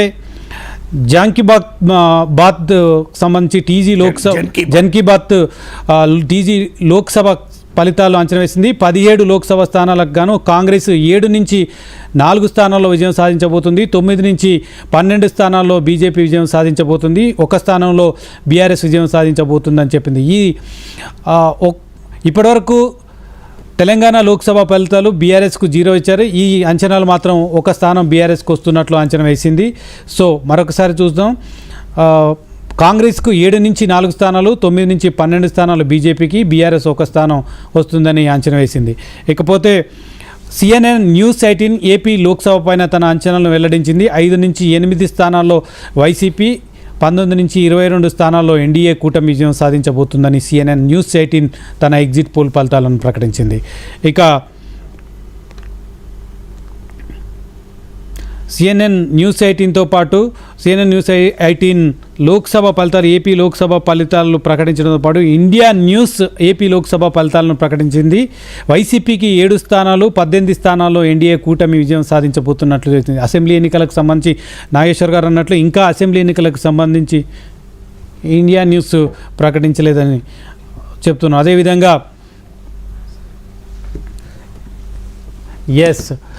చూస్తున్నాం ఎగ్జిట్ పోల్ ఫలితాలు మొత్తంగా బీజేపీ ఎన్డీఏ కూటమి అధికారంలోకి రాబోతున్నట్లు మనకు ఎగ్జిట్ పోల్ ఫలితాలు అన్ని జాతీయ న్యూస్ ఛానల్ కూడా అదే రకంగా ప్రకటిస్తున్న నేపథ్యంలో నాగేశ్వర్ గారు మనం చూస్తున్నాం బీజేపీ అధికారంలోకి వస్తుంది, 400 సీట్లకు పైగా తను విజయం సాధిస్తానని మోడీ చాలా ధీమాగా చెప్పారు. ఒకటోసారి అధికారంలోకి వచ్చినప్పుడు బీజేపీ ఆర్ఎస్ఎస్ సిద్ధాంతం, ఆ తర్వాత రెండోసారి అధికారంలోకి వచ్చినప్పుడు మోడీ మూడోసారి అధికారంలోకి రావడానికి అదే మోడీని ఉపయోగించారు. మోడీ మేనియా పనిచేసింది అనుకోవచ్చా, లేదా బీజేపీ మూల సిద్ధాంతం దేశ ప్రజల్లోకి ఎక్కింది అనుకోవచ్చా మనం? బీజేపీ మూల సిద్ధాంతం దేశ ప్రజలకు ఎక్కిందా లేదంటానికి మీకు CSDS Lokniti, centre for study of developing societies Lokniti వాళ్ళ ప్రీపోల్ సర్వేలో అడిగారు, హిందూ రాష్ట్రాన్ని మీరు కోరుకుంటున్నారా అంటే 11% మాత్రమే హిందూ రాష్ట్రాన్ని కోరుకున్నారు. అంటే బీజేపీ మూల సిద్ధాంతం కన్నా కూడా మీకు 2014లో యూపీఏ ప్రభుత్వ అవినీతి ఆరోపణలు, కాంగ్రెస్ పార్టీ ఎకానమీని మిస్మేనేజ్ చేయడము, అది యాంటీ కాంగ్రెస్ పొలిటికల్ వేవ్, 10 ఏళ్ల పాటు కాంగ్రెస్ అధికారంలో ఉన్న వల్ల యాంటీ ఇన్కంబెన్సీ, మోడీ ఫినామినాకు కారణం 2014లో. 2019కి వచ్చే వరకు Pulwama, Balakot, surgical strikes, Nationalist fervour, జాతీయవాద భావోద్వేగము రగలడం ఒక కారణం. 2024 కారణం ఈ రెండు కాదు. 2024 ఒకవేళ బీజేపీ మళ్ళీ స్పష్టంగా గతం కన్నా ఎక్కువ సీట్లతో గెలిస్తే మనం అర్థం చేసుకోవాల్సింది, ఇంగ్లీష్లో మంచి ఈడియం ఉంది, to strike but not wound అని. అంటే కొట్టగలిగారు కానీ గాయపరచలేకపోయారని. సో డెఫినెట్గా opposition could strike BJP but they could not wound BJP. ఇప్పుడు చాలాసార్లు మనం కొడితే రాయి పెట్టి ఇసిరామనుకోండి, కొన్నిసార్లు దెబ్బ తగులుతుంది కానీ గాయం తగలదు. దెబ్బ తగలడం వేరు, గాయం తగలడం వేరు. ఎందుకు గాయం తగలడం అంటే there is no alternative, TINA factor అంటారు. అంటే మోడీ ఫినామినా ఏమైందంటే ప్రెసిడెన్షియల్ ఏదైంది. మన దేశంలో కూడా పార్లమెంటరీ డెమోక్రసీ అయినా బీజేపీ అభ్యర్థి ఎవరో చూడకుండా మోడీని చూసే ఓటేశారు. సో ఈ ప్రెసిడెన్షియల్ అయినప్పుడు ఏమవుతుంది అంటే క్లియర్గా ఎవరు మీకు ఆల్టర్నేటివ్ అని. అంటే ఇండియా కూటమి 28 పార్టీల ఆల్టర్నేటివ్ను ప్రజలు అంత సులభంగా అంగీకరించరు. అందువల్ల టీనా ఫ్యాక్టర్ అంటే ఈసారి గెలవడం అపోజిషన్ బలహీనత, లాస్ట్ 2 టైమ్స్ గెలవడం బీజేపీ బలాన్ని తెలియజేస్తుంది. కానీ మోడీ మరొకసారి కనుక ఇండియా కూటమి అధికారంలోకి వస్తే మీ మెడలో ఉన్న మంగళసూత్రాలు, మీ భార్యల మెడలో ఉన్న మంగళసూత్రాలు తీసుకెళ్ళి ముస్లింలకు ఇస్తారు. బీజేపీ అధికారంలోకి వస్తే రాజ్యాంగాన్ని రద్దు చేస్తారు. బీజేపీ అధికారంలోకి వస్తే బీసీ ఎస్సీ ఎస్టీ రిజర్వేషన్లు రద్దు చేస్తుందని కాంగ్రెస్కి సంబంధించిన భాగస్వామ్య పక్షాలన్నీ కూడా గొంతెత్తుకుని దేశవ్యాప్తంగా ప్రచారం చేసి ఇవన్నీ కూడా ఫలించినట్లు కనిపించడం లేదా? అంటే అవి డెఫినెట్గా భయపెట్టింది. కొంత బీజేపీ పట్ల ప్రశ్నలు లేవనెత్తిన మాట నిజం. దేశ రాజకీయాల్లో మొదటిసారిగా దేశ ప్రధాని తాన 10 ఏళ్ల పాలన గురించి ఏమీ చెప్పుకోలే. మీరు ఎంటైర్ క్యాంపెయిన్లో డిజిటల్ ఇండియా అన్న పదం మోడీ వాడా? ఎన్నిసార్లు వాడా చెప్పండి? ఆయన 400కు పైగా మల్లికార్జున ఖర్గే లెక్కిచ్చాడు, నేను లెక్కేలేకని మోర్ దెన్ 425 టైమ్స్ ముస్లిం అన్న పదం వాడాడు, హిందూ ముస్లిం అని. కానీ ఒక్కసారి జాబ్స్ అని, ధరలు, ఉద్యోగాలు, ఇన్ఫ్లేషన్ వీటి గురించి మాట్లాడలే. నేను ఆ లెక్క ఎంతో నాకు తెలియదు కానీ మోడీ మాట్లాడిందల్లా ముస్లిం, ముజ్రా, మంగళసూత్రం ఇదే కదా మాట్లాడింది. Digital India, Make in India, Startup India, Swachh Bharat, Viksit Bharat, $5 trillion economy ఇవన్నీ ఇప్పుడు మాట్లాడిండు అసలు మోడీ? ఎక్కడన్నా ఈ విషయాలు చెప్పాడా? అంటే చాలా క్లియర్గా ప్రజల బలహీనతల్ని తప్ప ప్రజలు 10 ఏళ్ల తర్వాత నేను చేశాను, నా పాలనకు మీరు ఓటేయండి అని ధైర్యంగా అడగగలగాలి కదా. ఇవాళ మీరు ఢిల్లీలో కేజ్రీవాల్ ఏమడుగుతున్నాడు? నా ప్రభుత్వం మీకు ఉచిత రవాణా ఇచ్చింది, మంచి స్కూల్ ఇచ్చారు, మంచి మొహల్లా క్లినిక్స్ ఇచ్చాం, చీప్ పవర్ ఇచ్చాం, ఫ్రీ పవర్ ఇచ్చాం, వాటర్ ఇచ్చాం, నాకు ఓటేయండి అని అడుగుతున్నాడు. ఈవెన్ జగన్మోహన్ రెడ్డి కూడా ధైర్యంగా ఏమడిగాడు? నా 5 ఏళ్ల పాలనలో మీకు లాభం జరిగితే ఓటేయండి, మీకు లాభం జరిగితే ఓటేయకండి అని అడిగాడు జగన్మోహన్ రెడ్డి. కానీ నరేంద్ర మోడీ అడిగాడు ఆ మాట? నా పాలనలో మీకు లాభం జరిగితే ఓటేయండి, లాభం జరిగితే ఓటేయకపోయండి అని మోడీ ఎందుకు ధైర్యంగా అడగలేకపోయాడు? మీరు మంగళసూత్రాలు తీసుకెళ్తారని భయం పెట్టించే ప్రయత్నం చేశాడు తప్ప నా వల్ల మీకు ఈ లాభం జరిగితే ఓటేయండి, ఈ ఒక్క పాయింట్ కదా 10 ఏళ్ల తర్వాత ప్రైమ్ మినిస్టర్ అనాలి కదా. సో అది ఎందుకు చేయలేదన్నది ఇంపార్టెంట్ పాయింట్ కదా. Yes, ABP C voter exit poll ఫలితాలు మనం చూస్తున్నాం. ఏబీపీ సి ఓటర్ లోక్సభ ఎన్నికలకు భిన్నంగా అసెంబ్లీ ఎన్నికలకు సంబంధించిన ఎగ్జిట్ పోల్ ప్రకటించింది. వైసీపీకి 97 నుంచి 108 స్థానాలు వస్తాయి. అదేవిధంగా టీడీపీకి కూటమికి 67 నుంచి 75 స్థానాల్లో విజయం సాధించే అవకాశం ఉందని ఏబీసీ సి ఓటర్ తన ఎగ్జిట్ పోల్ ఫలితాల్లో ప్రకటించింది. ఇదే ఏబీపీ సి ఓటర్ 20 స్థానాలకు పైగా ఎన్డీఏ కూటమి విజయం సాధించబోతుంది లోక్సభ ఎన్నికలకు సంబంధించి ఆంధ్రప్రదేశ్లో అని ఏబీసీ సి ఓటర్ అంచనా వేసింది. చూస్తున్నాం, మనం ఇంతకుముందు అనుకున్నాం లోక్సభ ఫలితాలకు ప్రకటించకముందు అసెంబ్లీ ఫలితాలు భిన్నంగా ప్రకటించే అవకాశం ఉంది. నిజంగానే భిన్నంగా ప్రకటించింది. అసెంబ్లీలో వైసీపీ విజయం సాధిస్తుంది, లోక్సభలో ఎన్డీఏ కూటమి విజయం సాధిస్తుందని ఏజెన్సీ మీరు అన్నది చాలా ఇంపార్టెంట్. ఏబీపీ ఓటరు అయితే ఏబీపీ ఓటర్ ట్రాక్ రికార్డ్ ఎంత, గతంలో ఎన్ని క్లిక్ అయినాయి అనేది కూడా క్వశ్చన్ మార్క్. బట్ స్టిల్ ఒక ఇంట్రెస్టింగ్ ఫైండింగ్ ఏంటంటే 20 సీట్లు ఎన్డీఏకి వచ్చినా అసెంబ్లీకి వచ్చారు 70 సీట్లు వస్తున్నాయి. అంటే ఇది జరగాలంటే 2 పాసిబిలిటీస్. ఒకటి, ఒరిస్సాలో 2019లో జరిగినట్లు బీజేపీ కాడ అసెంబ్లీ ఎన్నికల్లో 32.8% ఓటు వస్తే లోక్సభ ఎలక్షన్లకు వచ్చే వరకు 38.4% ఓటుకి వచ్చింది. అలా ఒక 6% అంటే స్వింగ్ మొత్తం మీకు మన ఎన్నికల్లో 6% ఓటింగ్ అంటే అటు ఇటు అవుతాయి. 2% ఓటింగ్ వస్తేనే మీకు తెలంగాణలో కాంగ్రెస్ 39% వస్తే 65 సీట్లు వచ్చాయి, బీఆర్ఎస్కు 37% వస్తే 39 సీట్లు వచ్చాయి. సో అందువల్ల అంత తేడా ఉంటుంది మీకు. 2% తేడాతోనే మీకు 2014లో కూటమికి 105 సీట్ల దాకా వస్తే వైసీపీకి 66-67 సీట్లు వచ్చి పడ్డాయి అయినాయి కదా. అందువల్ల 1-2% తేడా ఉన్న దగ్గర అరిథమెటిక్ పాసిబిలిటీ కూడా ఉంది. అంటే ఒక మొదటి పాసిబిలిటీ ఏమైనా మోడీ ఫ్యాక్టరు, నేషనల్ ఫ్యాక్టర్ పనిచేసి పార్లమెంట్ ఎన్నికలకు ప్రజలు క్లియర్గా ఎన్డీఏని ఏమైనా ప్రిఫర్ చేశారా, ఒక పాసిబిలిటీ. ఎందుకంటే జగన్ కూడా బీజేపీకి వ్యతిరేకంగా ఏ క్యాంపెయిన్ చేయలేదు. సో జగన్మోహన్ రెడ్డి బలహీనత ఏంటంటే బీజేపీ ఎందుకు అధికారంలోకి రావద్దు, మోడీ ఎందుకు అధికారం రావద్దు అన్న క్యాంపెయినే చేయలేదు. తెలంగాణలో కాంగ్రెస్ చేసింది కనుక ఆ మేరకు సీట్లు తెచ్చుకోగలుగుతుంది. అందువల్ల జగన్మోహన్ రెడ్డి గెలిచినా మళ్ళీ మోడీకి అనుకూలమే అన్న సంగతి అందరికీ తెలుసు. సో అందువల్ల అక్కడ ఏమైనా దెబ్బతీస్తే అది చూడాలి. మనకు ఓటింగ్ రేపు రిజల్ట్స్లో ఓటు పర్సంటేజ్లో తేడా ఉందా. రెండో పాసిబిలిటీ నేను చెప్పినట్టు అరిథమెటిక్ పాసిబిలిటీ అంటే ఒక 7 సీట్లు ఉంటే ఆ 7 సీట్లలో ఒక 6 సీట్లలో కనుక వైసీపీ 1000 ఓట్లు 2000 ఓట్లతో గెలిచి ఒక్క సీట్లు ఒక అసెంబ్లీ సెగ్మెంట్లో మాత్రం పార్లమెంట్కి వచ్చే వరకు టీడీపీకి 20,000 మెజార్టీ వచ్చింది అనుకోండి, కంప్లీట్గా మారిపోతుంది కదా. ఓవరాల్గా లోక్సభ ఎలక్షన్లకు వచ్చే వరకు మీకు 10-15 వేల మెజార్టీతో పార్లమెంట్ గెలిచిపోతారు. సో అందువల్ల ఆ పాసిబిలిటీని మనం కొట్టిపారేయలేము. Arithmetic possibility 1 is a political possibility, 2nd is a mathematical possibility. Yes, అంటే ఏబీపీ సి ఓటర్ అసెంబ్లీ ఎన్నికలకు పార్లమెంట్ ఎన్నికలకు చాలా చాలా డిఫరెంట్గా తన రిజల్ట్ని ఎగ్జిట్ పోల్ ఫలితాలను ప్రకటించింది. వైసీపీ లోక్సభ ఎన్నికల్లో 0 నుంచి 4 స్థానాలు వస్తే 0 లేకపోతే 4 స్థానాలు వస్తాయని ప్రకటించింది.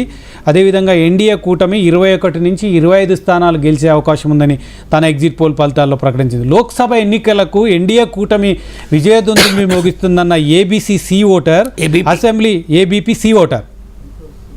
అదేవిధంగా అసెంబ్లీ ఎన్నికలకు వచ్చే వరకు 97 నుంచి 108 స్థానాల్లో వైసీపీ విజయం సాధిస్తుంది. 67 నుంచి 78 స్థానాల్లో ఎన్డీఏ కూటమి విజయం సాధిస్తుంది. టీడీపీ, జనసేన అంటే ఇది జరగాలంటే మీకు ఇప్పుడు నిజంగా ఎగ్జిట్ పోల్ ఫలితాలు ఇవి కరెక్ట్ అంటారా?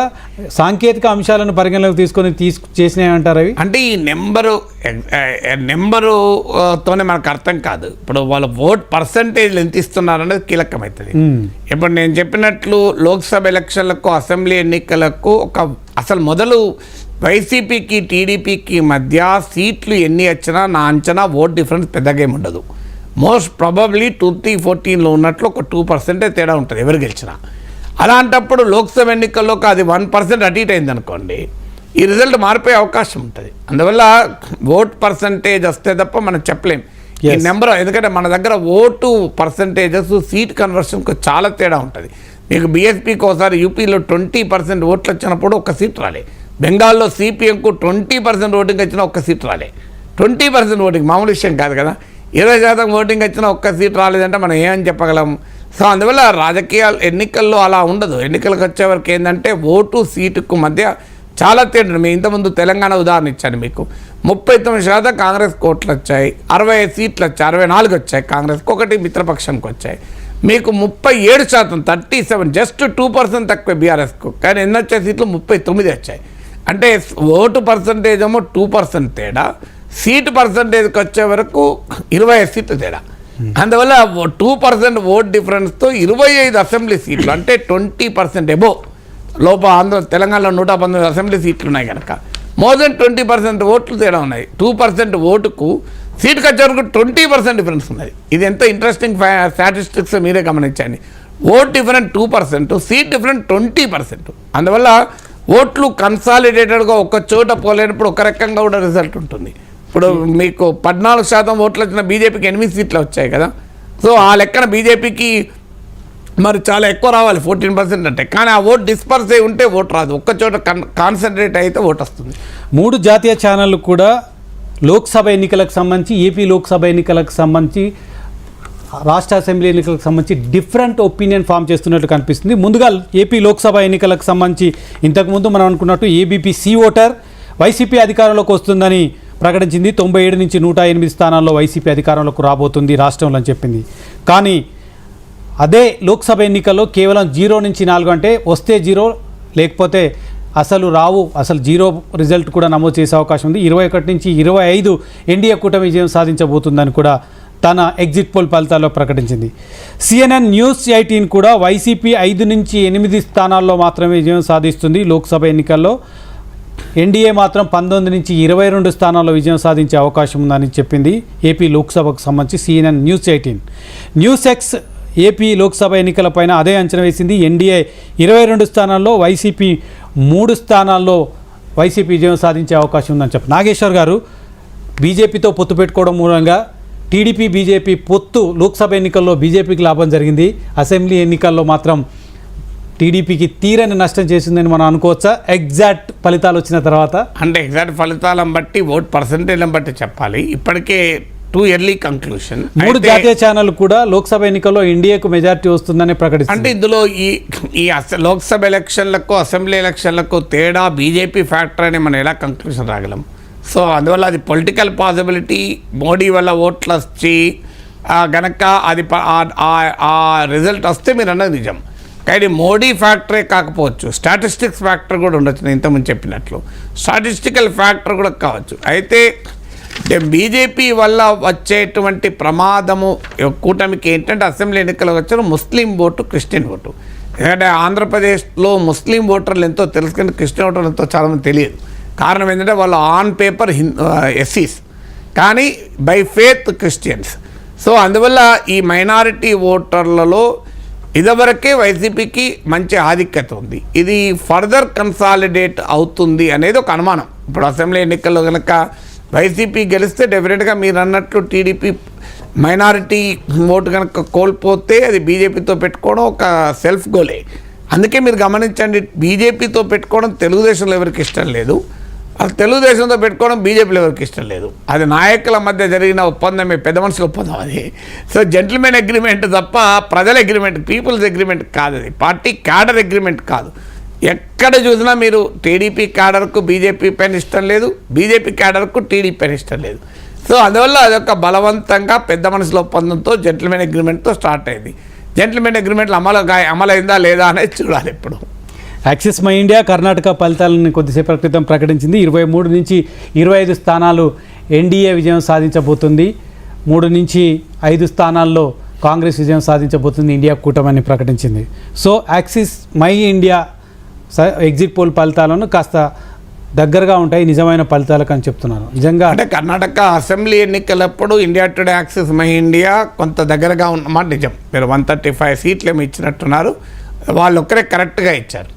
సో కానీ యాక్సిస్ మై ఇండియా మధ్యప్రదేశ్లో ఇండియా టుడే యాక్సిస్ మై ఇండియానే ఘోరంగా దెబ్బతిన్నారు మొన్న అసెంబ్లీ ఎన్నికల్లో. అందువల్ల బట్ ఒక్క యాక్సిస్ మై ఇండియా కాదు, కర్ణాటకకు వచ్చే వరకు మీరు దాదాపు అన్ని సంస్థలు ఇప్పటి వరకు వచ్చిన ఎగ్జిట్ పోల్స్ అన్నీ కూడా క్లియర్గా కాంగ్రెస్ ఆశించిన స్థాయిలో పర్ఫామ్ చేయడము లేదు అని వస్తుంది.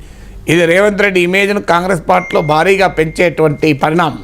ఎందుకంటే తెలంగాణలో 7 నుంచి 8 సీట్లు వచ్చి 4-5 సీట్లే కర్ణాటకలో వస్తే కాంగ్రెస్ స్కీమ్ ఆఫ్ థింగ్స్లో రేవంత్ రెడ్డి హీరో అవుతాడు, మీరు చూస్తుండండి. ఎందుకంటే కర్ణాటకలో అధికారం ఉంది, తెలంగాణలో అధికారం ఉంది. కర్ణాటకలో రాకుండా లోక్సభ సీట్లు తెలంగాణలో కాంగ్రెస్ తెచ్చుకోగలగడం డెఫినెట్గా ఒక కీలక పరిణామం అవుతుంది. మీకు కర్ణాటక చాలామంది ఊహించింది 8 to 10 సీట్స్లోనైనా కాంగ్రెస్ గట్టి పోటీ ఇస్తుంది, సర్ప్రైజ్ చేయవచ్చు అని. మరి ఇప్పుడు ఏ సంస్థ కూడా 4 నుంచి 5 కన్నా ఎక్కువ ఇవ్వడం లేదు. ఇప్పుడు నేను చూసిన మేరకు ఏ సంస్థ 5 దాటలే ఇప్పటివరకు. మీకు క్లియర్గా లాస్ట్ టైం 26 సీట్లు గెలుచుకున్నారు. జేడీఎస్ను కలుపుకోవడం వల్ల ఇంకో సీటు పెరుగుతుంది 27. సో ఆ 27 టాలీ రాదు. అంటే 2019తో పోలిస్తే 3, 4 సీట్లు తగ్గుతాయి. 2019 టాలీ చాలామందికి అర్థం కావాల్సింది, ఇప్పటి సీట్లు చూస్తే అర్థం కాదు. మీరు 2019లో కూడా బీజేపీకి సొంతగా 26 సీట్లు గెలుచుకుంది. ఒక ఇండిపెండెంట్ సుమలత గెలిచారు, 26 సీట్లు గెలిచారు. సో ఆ 26 నుంచి ఇప్పుడు 26 అయితే ఎవరు ఇస్తలేరు, మీరు గమనించండి. No agency is giving 26 seats to BJP. ఇప్పుడు జేడీఎస్ కూడా కలిసింది. లాస్ట్ టైం జేడీఎస్ కాంగ్రెస్తో ఉంది, ఇప్పుడు బీజేపీతో కలిసింది. అయినా కూడా 26 సీట్లు ఎవరు ఇవ్వడం లేదు. అందువల్ల ఎంతో కొంత కర్ణాటకలో బీజేపీ దెబ్బతింటుంది అనేది అన్ని సంస్థలు చెప్తున్నాయి. అయితే అంతకుముందు ప్రీ పోల్ సర్వేలో ఇంకా ఎక్కువ దెబ్బతింటుంది, 8 పోతుంది, 10 పోతాయి బీజేపీకి, 13 పోతాయి, 15 పోతాయి అన్న. నేను 13, 15 నమ్మలేదు, కానీ కనీసం ఒక 8 నుంచి 10 సీట్లు అయితే భారీగా దెబ్బ తగిలే అవకాశం ఉందని భావించాను. ఇప్పుడు ఈ ఎగ్జిట్ పోల్ చూస్తే ఆ స్థాయిలో దెబ్బ తగలడం లేదని అర్థమవుతుంది. ఓకే, మొత్తంగా ఎన్డీఏకు 350+ చూపిస్తున్నారు. అన్ని ఎగ్జిట్ పోల్ ఫలితాలు కూడా అన్ని జాతీయ న్యూస్ ఛానల్స్ కానీ ఇతర సంస్థలు కానీ సెఫాలజిస్ట్ చేసిన ఎగ్జిట్ పోల్ ఫలితాలు కానీ 350+గా ఎన్డీఏకు చూపిస్తున్నాయి. సో సొంతంగా 300లకు పైగా సీట్లు గత ఎన్నికల్లో గెలుపొందిన బీజేపీ ఈసారి ఎన్డీఏ కూటమి 350 స్థానాలకు పైగా గెలుపొందే అవకాశం ఉంది. వాళ్ళు అనుకున్న 400 సీట్లు రాకపోయినప్పటికీ 350+ చూపిస్తుంది. అంటే ఎన్డీఏకి ఎంత వస్తాయన్నది అసలు ఇష్యూ కాదు. ఎందుకు ఇష్యూ కాదంటే ఎన్డీఏకు మోడీ అన్నాడు ఇప్పుడే 400 ఉన్నాయని. ఎందుకంటే ఇప్పుడు రేపు వైసీపీ గెలుస్తారు, వాళ్ళు ఎవరికి సపోర్ట్ చేస్తారు? ఎన్డీఏకే కదా. బిజు జనతాదళ్ గెలుస్తారు, వాళ్ళు ఎవరు సపోర్ట్ చేస్తారు? ఎన్డీఏకే కదా. అంటే చాలా పార్టీలు ఇప్పుడు వేరే ఉన్నా రేపు ఎన్డీఏకి శిరోమణి అకాలీదళ్ వాళ్ళు ఎవరైనా గెలిచారు ఎవరు సపోర్ట్ చేస్తారు? ఎన్డీఏకే కదా. చాలా పార్టీలు ఇప్పుడు బయట ఉన్నా రేపు ఎన్డీఏకి సపోర్ట్ చేయొచ్చు. అందువల్ల ఇష్యూ ఎన్డీఏ కాదు, ఇష్యూ బీజేపీకి 303 సీట్లు వస్తాయా రావా, 303 కన్నా ఇంకా పెరుగుతాయని ప్రశాంత్ కిషోర్ లాంటి వాళ్ళు అంచనా వేశారు. అదే ప్రశాంత్ కిషోర్ వైసీపీకి 51 సీట్ల మించి రావన్నాడు. మీకు ఘోరంగా 151 మించి రావు అన్నాడు. 151 నుంచి 51 కూడా రావు అన్నాడు. సో మరి ఇప్పుడు ఏ సంస్థ కూడా 51 కన్నా బిలో వైసీపీకే ఇవ్వడం లేదు. కానీ ప్రశాంత్ కిషోర్ దేశంలో మాత్రం 303 +10 ఆర్ +20 వేసుకోండి అన్నాడు. సో మీకు ఈ యోగేంద్ర యాదవ్ లాంటి వాళ్ళు 70 సీట్లు బీజేపీకి తగ్గుతాయన్నారు. సో బీజేపీకి ఎంత తగ్గుతాయన్నది కీలకం. మీకు 2014తో పోలిస్తే 2019లో బీజేపీ 282 సీట్స్ గెలుచుకుంది. 2019లో ఆ 282లో 10%, నియర్లీ 10%, 26 సీట్స్ ఓడిపోయినాయి. అందువల్ల ఆ లెక్కన చూసుకున్న లాస్ట్ టైం 303 సీట్స్ గెలుచుకుంది బీజేపీ. అందులో 10% ఓడిపోతే 30 ఓడిపోతే 273 అవుతుంది. ఈ 273 నుంచి కొత్తగా ఏం యాడ్ చేసుకుంటుంది అనేది కీలకం. కొత్తగా మరి ఇప్పుడు 30 యాడ్ చేసుకుంటుందా, 20 యాడ్ చేసుకుంటుందా, 40 అసలు పోదా, 10% కూడా పోవా అనేది ఇప్పుడు చూడాల్సిన అంశం. ఎన్డీఏ అనేది ఇష్యూ కాదు. ఏమైనా ఇష్యూ అంటే బీజేపీకి ఎన్ని వస్తాయి అనేది ఇష్యూ. ఎస్, 2014లో అప్పుడు యూపీఏ ప్రభుత్వానికి వ్యతిరేకంగా, యూపీఏ ప్రభుత్వానికి అవినీతికి వ్యతిరేకంగా ప్రజలు బీజేపీని గెలిపించారు. బీజేపీ మొదటిసారి విజయం సాధించి 2019 ఎన్నికలకు సంబంధించి పుల్వామా ఇన్సిడెంట్ కావచ్చు, ఇతర అంశాలు, జాతీయ అంశాలను ఒక వేదికపై తీసుకొచ్చి బీజేపీ తనకు అనుకున్న ప్రసార మాధ్యమాల ద్వారా విస్తృతంగా ప్రచారం చేసుకుని అధికారంలోకి వచ్చిందని చెప్తారు. 2024లో రామమందిరం అనే అంశం, రామమందిర నిర్మాణం అనే అంశం ప్రజల్లోకి వెళ్ళిందా? అక్షింతలు పంపిణీ చేశారు, దేశవ్యాప్తంగా అక్షింతలు పంపించారు. రామమందిర నిర్మాణం మా వల్లనే సాధ్యమైందని చెప్పుకున్నారు. ఏ అంశం ఈ ఎన్నికల్లో 350 పై సీట్లు బీజేపీ గెలుపొందగలుగుతుంది? అపోజిషన్కి ఎందుకు ఓటేయాలి అనే అంశం ప్రజలు కన్విన్స్ కాకపోవడం మెయిన్ కారణం. బీజేపీ అంశాలు ఎలాగుంటాయి? ఇవాళ కొత్తగా రామాలయము బీజేపీకి ఉపయోగపడుతుందా? ఆ మాటకొస్తే రామాలయానికి ఉన్న ఎలక్షన్ పొటెన్షియల్ తగ్గే ఉంటుంది తప్ప పెరగదు. ఎందుకంటే అది కాంట్రవర్సీగా ఉన్న సమయంలో, పోలరైజ్ చేస్తున్న సమయంలో వచ్చే ఓటింగ్ ఇప్పుడు రాదు కదా. ఇప్పుడు ఆల్రెడీ సెటిల్డ్ మ్యాటర్ కదా. హిందూ ఇన్సెక్యూరిటీ ఇప్పుడు లేదు కదా. హిందూ అభద్రతా భావం అనే బీజేపీ ఏదైతే క్రియేట్ చేయగలిగిందో, మెజారిటీ ప్రజల అభద్రత అనేది, అది ఇప్పుడైతే లేదు. సో అందువల్ల 10 ఏళ్ల తర్వాత ఆ వాతావరణం లేదు. అందువల్ల రామాలయం గతంలో బీజేపీకి ఓట్లు తెచ్చాయి, ఇప్పుడు ఓట్లు తెస్తాయి. గతం కన్నా ఎక్కువ ఓట్లు తేవడానికి అవకాశం లేదు. గతంలో ఓట్లు తెచ్చిన పుల్వామా, బాలాకోట్లు ఇప్పుడు లేవు. గతంలో మోడీకి ఉన్న గ్లామర్ 2014 2019తో పోలిస్తే ఇప్పుడు లేదు అన్న దానికి ప్రూఫ్ ఏంటంటే ఓటింగ్ పర్సంటేజ్ తగ్గడం. అందులో బీజేపీకి బలమున్న యూపీ, రాజస్థాన్ లాంటి స్టేట్లో కూడా ఓటింగ్ బాగా తగ్గింది. ఇప్పుడు రాజస్థాన్ తీసుకుంటే నియర్లీ 4% ఓటింగ్ తగ్గింది. సో అందువల్ల నార్త్ అండ్ వెస్ట్ ఇండియాలో బీజేపీకి తిరుగులేని బలం ఉన్నది. ఆ నార్త్ అండ్ వెస్ట్ ఇండియాలో కూడా ఓటర్ పర్సంటేజ్ ఉంది. అందువల్ల క్లియర్గా మోడీ వేవ్ లేదు, మోడీ వ్యతిరేక వేవ్ కూడా లేదు. అది బీజేపీకి అడ్వాంటేజ్ అవుతుంది. మోడీ వేవ్ లేకపోవడం వల్లనే బీజేపీ ఓడిపోదు. మోడీ వ్యతిరేక వేవ్ కూడా లేదు కదా. వ్యతిరేక వేవ్ లేకపోవడం అనేది ఒక కీలకమైన అంశం. అపోజిషన్ వ్యతిరేక వేవ్ను అటెంప్ట్ చేయగలిగింది, కాస్త వేడి సృష్టించగలిగింది. But too late and too little లాగా ఉండాలి ఇదే రిజల్ట్ నిజమైతే. నిజానికి ఎక్కువ ఇంపాక్ట్ ఏం చూపాయి అంటే ఈ ఎన్నికల్లో బీజేపీ ప్రజలకి ఎట్లా కన్విన్స్ చేయగలిగింది, తమ వైపు తిప్పుకోవడానికి, తమ కూటమి పార్టీలకు ఓటు వేయడానికి ప్రయత్నం చేసింది? ప్రధాన అంశాలు, ప్రజలపైన ప్రభావం చూపిన అంశాలు ఒక 5 చెప్తే ఏం చెప్తారు? అంటే డెఫినెట్గా Hindutva, nationalism, Modi factor, social engineering, opposition బలహీనత, ఈ 5 ఫ్యాక్టర్స్ కూడా బీజేపీ లాభమే. అయినా ఇండియా ఎలక్షన్స్ నేషనల్ ఎలక్షన్గా చూడకూడదు, మనం భారతదేశ ఎన్నికలుగా చూడొద్దు.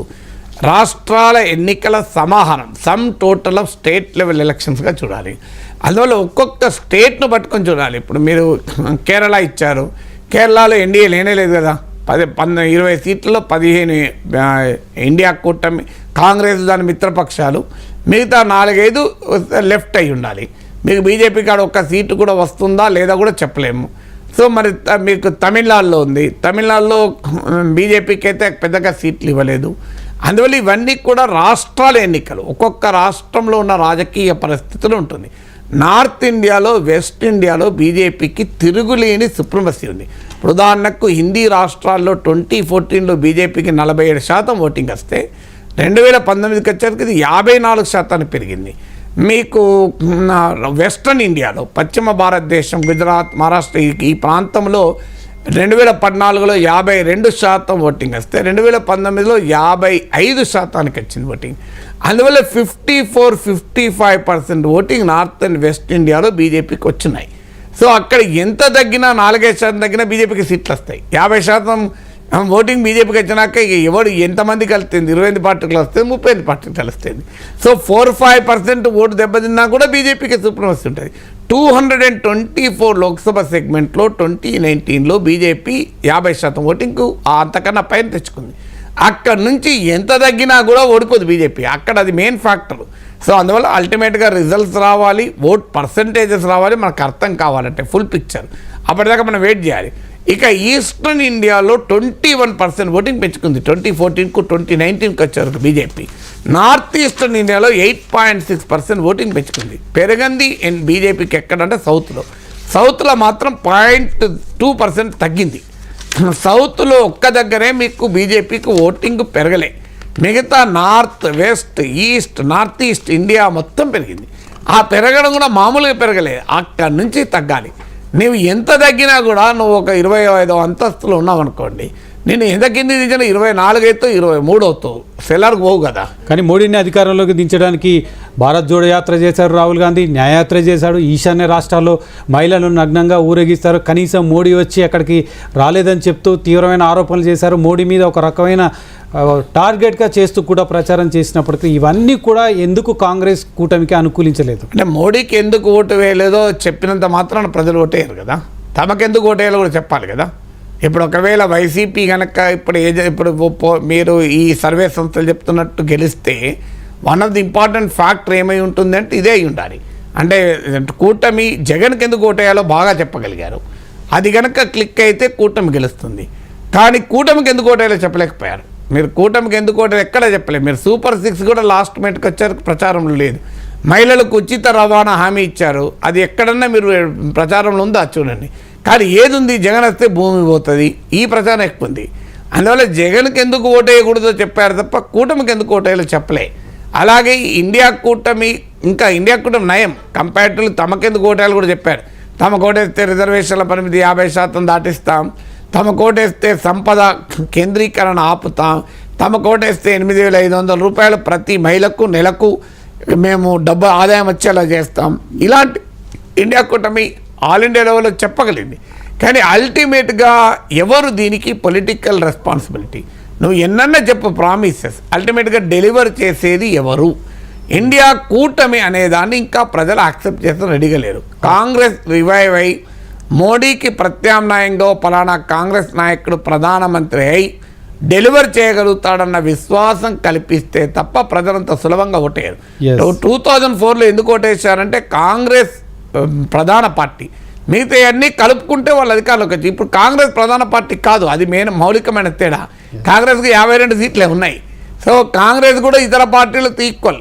ఏదో ఒక బలమైన ఏదో ఒకటి కాంగ్రెస్ బలమైన ఆరామస్తాన్ ఏపీ ఎన్నికలకు సంబంధించి తెలంగాణ లోక్సభ ఎన్నికలకు సంబంధించి తన ఎగ్జిట్ పోల్ ఫలితాలను అంచనా వేశారు. ఒకసారి చూద్దాం.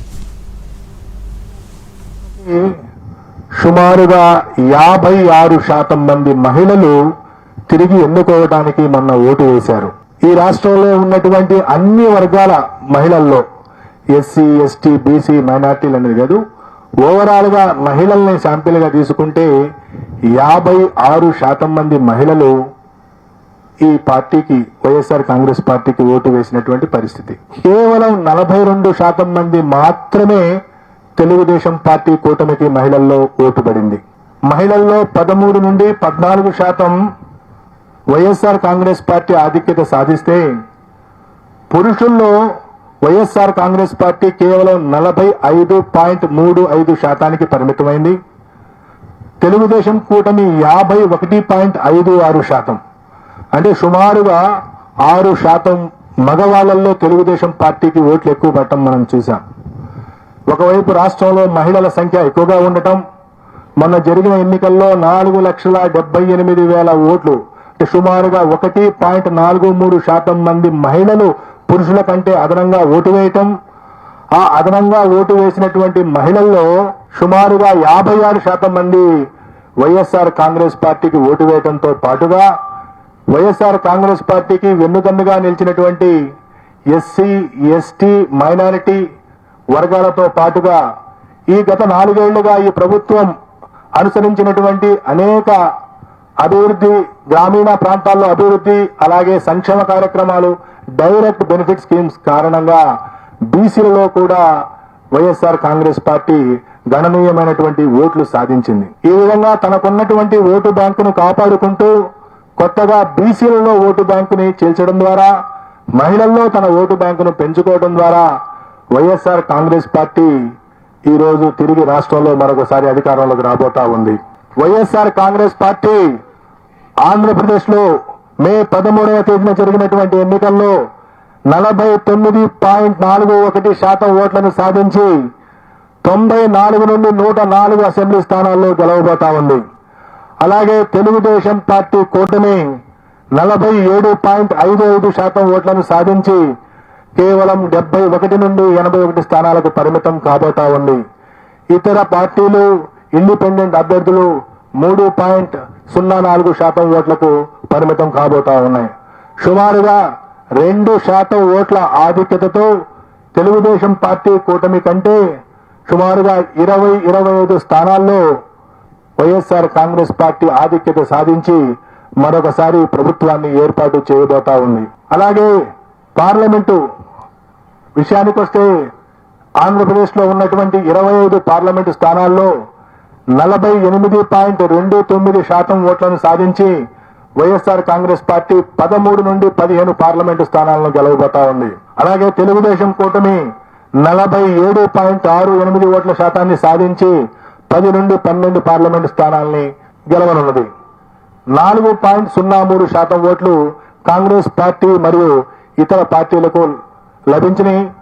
ఏ పార్టీకి కూడా ఇంకా వేరే పార్టీలకు సీట్లు లభించేటువంటి అవకాశం లేదు. కడప పార్లమెంటు నుండి పోటీ చేసినటువంటి శ్రీమతి షర్మిల గారు అక్కడ గణనీయమైనటువంటి ఓట్లు పొందుతున్నప్పటికీ అక్కడ గెలిచే పరిస్థితి లేదు. వారికి అక్కడ డిపాజిట్ కూడా దక్కేటువంటి పరిస్థితి లేదు. ఆవిడ సుమారు 12% ఓట్లకి పరిమితం కాబోతా ఉన్నది. ఈ విధంగా కాంగ్రెస్ పార్టీ సుమారుగా 3% ఓట్లు పార్లమెంటు స్థానాల్లో చీల్చిన కారణంగా వైఎస్ఆర్ కాంగ్రెస్ పార్టీ గెలవలసినటువంటి మరో 3 స్థానాలని కోల్పోబోతా ఉంది. అయినప్పటికీ ఎన్డీఏ కూటమి కంటే కూడా 2-3 పార్లమెంటు స్థానాలను అధికంగా సాధించబోతా ఉంది. సుమారుగా 13 నుండి 15 స్థానాలు వైఎస్ఆర్సీపీ, 10 నుండి 12 స్థానాలు టీడీపీ కూటమి సాధించబోతా ఉంది. ఎస్, ఆరా తన ఎగ్జిట్ పోల్ ఫలితాలను ప్రకటించింది. 94 నుంచి 104 స్థానాల్లో వైసీపీ విజయం సాధిస్తున్నట్లు ప్రకటించింది. 71 నుంచి 81 స్థానాల్లో టీడీపీ కూటమి విజయం సాధించబోతుంది. 81 స్థానాలకే పరిమితం అవుతుంది. అధికారానికి చాలా సుదూరంలో ఉందని ప్రకటించింది. ఆరా మస్తాన్ ప్రకటించారు.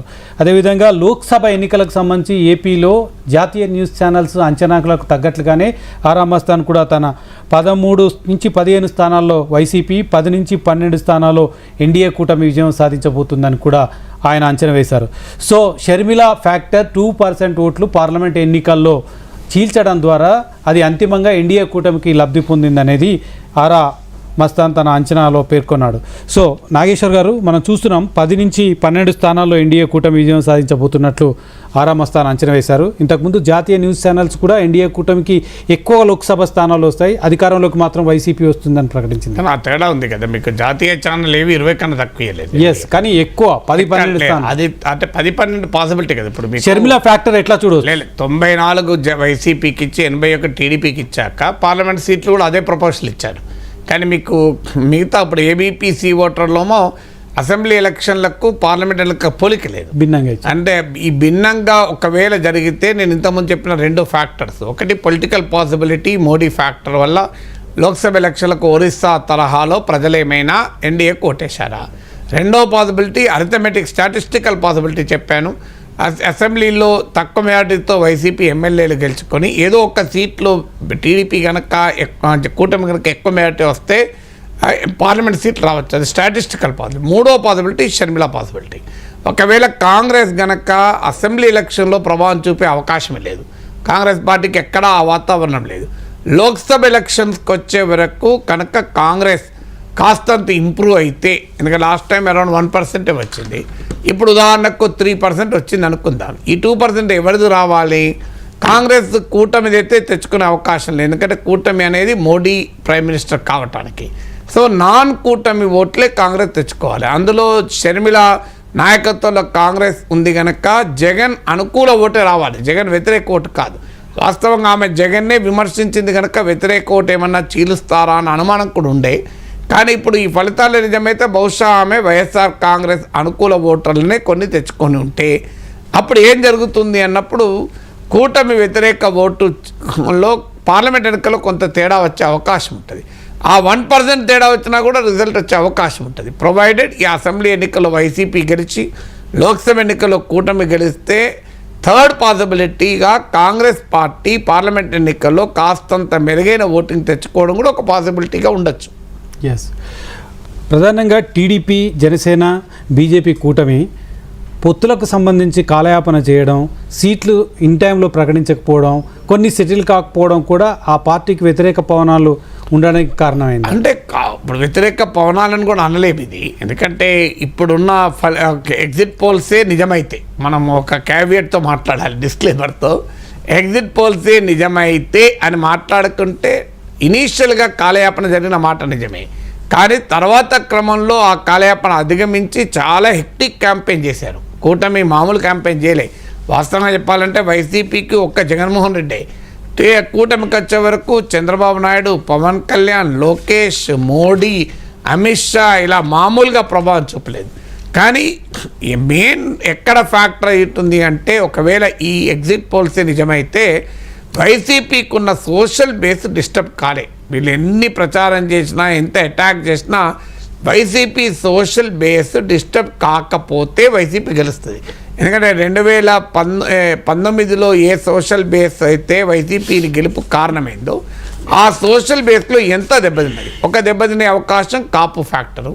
కాపు ఫ్యాక్టర్ ఒక్కటే దెబ్బతింటే అంతమంది మైనారిటీ ఓటు కాస్త ఇంకా పెరిగి ఉంటుంది. ఎందుకంటే అంతమంది ఒక 60% వచ్చింది, ఇప్పుడు 80% వైసీపీకి వచ్చింది. బీసీ ఓటు వైసీపీ 2019లో తెచ్చుకుంది, అది కనుక కోల్పోకపోతే ఒక కాపు ఓటరే కదలాలి ఇంకా మీకు. అలాంటప్పుడు ఎంత తగ్గుతుంది? ఇప్పుడు 151 సీట్ల నుంచి ఇప్పుడు అంచనాలు కూడా ఏం చెప్తున్నారు, ఏ ఊరిలో 105 మించి ఇవ్వలే కదా, హైయెస్ట్ కూడా 105, 108 ఇచ్చారు, లోయెస్ట్ 91, 94 ఇచ్చారు. సో ఎవరు కూడా జగన్మోహన్ రెడ్డి చెప్పినట్టు 151 కన్నా ఎక్కువ వస్తాయి అని చెప్పలేదు, 130, 140 వస్తాయని చెప్తలేరు. అందువల్ల ఈ మేరకు 40-50 సీట్లు తగ్గడం మామూలు విషయం కాదు కదా. 50 సీట్లు తగ్గడానికి కారణం ఒక కాపు ఓటర్ తప్ప ఇంకెవరు షిఫ్ట్ కాలేదా. అందులో ఉమెన్ ఓటర్, ఇప్పుడు ఆర్ఆర్ సర్వేలో కూడా ఉమెన్ ఓటర్ గణనీయంగా వైసీపీకి వేశారని, అది చాలా ప్రీపోల్ సర్వేలు కూడా చెప్పాయి. అట్లీస్ట్ 10% తేడా ఉందని. ఇప్పుడు ఆర్ఆర్ అయితే మోర్ దెన్ 10% అంటున్నాడు. బట్ నాకున్న అంచనా కూడా ప్రీపోల్ సర్వేలో మోర్ దెన్ 10% ఉమెన్ ఓటర్స్ పురుషులతో పోలిస్తే ఉమెన్ ఓటర్ 11% ఇచ్చినట్టున్నారు. 45% మెన్ అయితే 56% ఉమెన్. అందువల్ల ఒకవేళ జగన్మోహన్ రెడ్డి గెలిస్తే ఖచ్చితంగా మహిళా ఓటర్ కీలకం. ఎందుకంటే గతంతో పోలిస్తే మహిళల ఓటింగ్ శాతం పెరిగింది, మహిళలు ఇండిపెండెంట్గా ఓటు వేయడం పెరిగింది. 140 నియోజకవర్గాల్లో మహిళల ఓట్లు ఎక్కువగా పోలేని మహిళలు ఇండిపెండెంట్గా ఓటేశారు. నన్ను ఒక నేషనల్ మీడియా వాళ్ళు అడిగారు, మా దగ్గర నార్త్లో అయితే మహిళా ఓటరు పురుష ఓటర్ల ప్రభావంతో ఉంటారు, మీ దగ్గర ఉంటారా అని అడిగారు. సో మన దగ్గర ఇండిపెండెంట్ ఓటర్గా కూడా మహిళలు ఓటేశారు. ఎందుకంటే మహిళలు ఈ వెల్ఫేర్ స్కీమ్స్కి ఎక్కువ అట్రాక్ట్ అవుతారు. ఇలా పొలిటికల్ క్యాంపెయిన్, ఇప్పుడు వైసీపీ చెప్పింది ఏంటి, సైకో పాలన నుంచి విముక్తి, వాళ్ళ క్యాంపెయిన్ అంతా ఇదే కదా. సో ఈ సైకోలు ఇవన్నీ ఉమెన్ పెద్ద అట్రాక్ట్ కారు. ఏది భూమి పోతుందన్న ఫియరు, ఇవన్నీ కూడా ఉమెన్ ప్రియారిటీస్ వేరుంటాయి. ఉమెన్ ప్రియారిటీస్కి వచ్చే వరకు తమ కుటుంబము వాటి పోషణ ఆ ప్రియారిటీ ఎక్కువ ఉంటుంది. అందువల్ల నార్మల్ పొలిటికల్ డిస్కోర్స్తో మెన్ ఇన్ఫ్లుయెన్స్ అయినంతగా ఉమెన్ ఇన్ఫ్లుయెన్స్ కారు. ఇప్పుడు నా యూట్యూబ్ ఛానల్ కూడా చూసుకున్నా నాకు 90% ఏమో మెన్నే, సో 10% బిలోనే, హార్డ్లీ 6% ఉంటారు ఉమెన్. సో అందువల్ల నా స్టాటిస్టిక్స్ చెప్తున్నా నేను. అందువల్ల women are relatively very very less political savvy. అందువల్ల కూటమి క్యాంపెయిన్ మొత్తం రాజకీయ అంశమే కదా. సో ఈ రాజకీయ అంశాలపైన క్యాంపెయిన్ మహిళా ఓటర్లను అట్రాక్ట్ చేయదు. మహిళా ఓటర్లకు మీకు కూటమి సూపర్ 6 కూడా పెద్దగా చివరి నిమిషాలకు వచ్చే వరకు క్యాంపెయిన్ లేదు. మీకు చివరిన పేపర్లో కూడా చూడండి, భూమిపైన అడ్వర్టైజ్మెంట్ తప్ప మహిళలకు అత్యంత కీలకమైన ప్రామిస్ కూటమి చేసింది. జగన్ చెయ్యని ప్రామిస్ చేసింది. మిగిలిన అన్ని జగన్ 3,000 ఇస్తానంటే 4,000, జగన్ ఒకరికి ఇస్తానంటే 2కి ఇస్తామన్నారు. అది ఫ్రీ బస్, కానీ అది ఎక్కడ చెప్పుకోలే కదా, మీకు ఎక్కడ చెప్పుకోలే. అయితే కూటమి ఆశపడింది మహిళా ఓటు నాకు వస్తాయని మందు మీద ఆశపడ్డది. అంటే కల్తీ మందు తాగి పురుషులు ఇబ్బంది పడ్డారు కనుక మహిళలు జగన్ పైన మందు విషయంలో చాలా కోపంతో ఉన్నారని నమ్మారు వాళ్ళు. కానీ మందు ఇవాళ కొత్తగా వచ్చింది కాదు కదా. మందుతో పురుషులు కుటుంబాలు నాశనమైన చాలా నుంచి నాశనం అవుతున్నారు. అయినా చంద్రబాబు నాయుడు ఏమైనా మద్య నిషేధం చెప్పాడా? నేను చాలా చీప్గా ఇంకా క్వాలిటీ మందు ఇస్తామన్నాడు. అంటే ఎక్కువ మందు తాగడానికి హామీ ఇచ్చాడు తప్ప తక్కువ మందికి ఏమి అయ్యలే. ఒకటే తేడా ఏంటంటే కల్తీ లేనిది ఇస్తానన్నాడు. కల్తీ ఉన్నా కల్తీ లేకపోయినా లివర్ చెడిపోడు గ్యారెంటీ కదా మందు తాగితే. కల్తీ మందు తాగొచ్చి పురుషుడు భార్యను ఎక్కువ కొట్టి, కల్తీ మందు కానప్పుడు తక్కువ కొడతాడా? క్వాలిటీ మందు తాగితే తక్కువ కొడతాడా? సో క్వాలిటీ మందు తాగినా అడల్టరేట్, కల్తీ మందు తాగినా భార్యను కొట్టుట్లో తేడా ఏమి ఉండదు. సో నేను కల్తీ మందు తాగడం వల్ల భార్యను ఎక్కువ కొట్టినట్టు నేను ఎక్కడ అయితే పరిశోధనలో చూడలే. సో ఇక పోతే హెల్త్ చెడిపోవడం ఇదేనా అదేనా? కల్తీ మందు తాగితే ఎక్కువ చెడిపోతాడు, అందులో డౌట్ లేదు. ఇక రేటు నేను ఇంకా చీప్ ఇస్తా అన్నాడు. అంటే మహిళలు ఏమనుకోవాలి, మన చంద్రబాబు నాయుడు అధికారులు కదా మా ఆయనకి ఎక్కువ తాగుతాడు చీప్ కనుక అని మరి అనుకోవాలి కదా. ఒకవేళ ఇదే నిజమైతే. అందువల్ల ఉమెన్ ఓటర్ క్లియర్గా వైసీపీకి అనుకూలంగా ఉన్నారని చాలా సర్వేలు చెప్పాయి. ఇప్పుడు మరి రేపు వైసీపీ గెలిస్తే ఉమెన్ ఓటర్ చాలా కీలకం అనుకోవాలి. 76% పైగా ఉన్న గ్రామీణ ఓటర్లు, 56% పైగా ఉన్న మహిళా ఓటర్లు, వీళ్ళందరూ కూడా వైసీపీకి గంపగుత్తగా ఓటు వేశారు. అంటే గ్రామీణ ఓటర్లో మీరు అన్నట్లు స్కీమ్స్ ప్రభావం, అంటే ఒకవేళ వైసీపీ గెలిస్తే డెవలప్మెంట్ పైన డెఫినెట్గా నిరాశ ఉంది, అసంతృప్తి ఉంది. కానీ సాధారణంగా ఈ వెల్ఫేర్ పాలిటిక్స్ వచ్చాక ఏం జరుగుతుందంటే సెకండ్ టైం గెలుస్తున్నారు. మీరు దేశం అంతటా చూడండి, వెల్ఫేర్ పాలిటిక్స్ రాకముందు యాంటీ ఇన్కంబెన్సీతో నెక్స్ట్ ఎలక్షన్ ఓడిపోయేవాళ్ళు. ఇప్పుడు మీరు దేశం మొత్తం మీద తీయండి, ఎక్కడైనా కేసీఆర్ రెండోసారి గెలిచాడు, దెబ్బ ఎప్పుడు మూడోసారి కొట్టింది. షీలా దీక్షిత్ చాలేళ్ల క్రితం 3 సార్లు గెలిచారు. మీరు అన్ని రాష్ట్రాలు చూడండి, మీరు చాలా కేరళ ఒక ఎక్సెప్షను, కర్ణాటకలోమో భయంకరమైన అవినీతిలో బీజేపీ ప్రభుత్వం కూరుకుపోవడం, 40% సర్కార్ వల్ల దెబ్బతిన్నారు. రాజస్థాన్, ఛత్తీస్గఢ్లలోమో బీజేపీ కూడా చాలా బలంగా పోటీ ఇవ్వగలిగింది. అందువల్ల ఈ వెల్ఫేర్ పాలిటిక్స్ వచ్చాక కాస్త సెకండ్ టైం గెలుస్తున్నారు. కొన్ని చోట్ల గెలవడం లేదు కానీ కొన్ని చోట్ల గెలుస్తున్నారు. సో అందువల్ల వెల్ఫేర్ స్కీమ్సే కాపాడాలి. కానీ నెక్స్ట్ ఒకవేళ ఇప్పుడు గెలిచిన జగన్మోహన్ రెడ్డి కనుక తన విధానం మార్చుకోక నేను ఇంకా బటన్ నొక్కితేనే గెలుస్తా అంటే మూడోసారి అంత ఈజీ కాదు. ఒకవేళ బటన్ నొక్కడమే రాజకీయం అయితే. ఎందుకంటే వెల్ఫేర్ స్కీమ్స్ని ఆదర్శంగా తీసుకోవాలా, వెల్ఫేర్ స్కీమ్స్ ఇంప్లిమెంట్ చేస్తే రెండోసారి అధికారంలోకి రావచ్చు అన్నదానికి ఒక మైలురాయిగా ఆంధ్రప్రదేశ్ నిలిచిపోతుందా?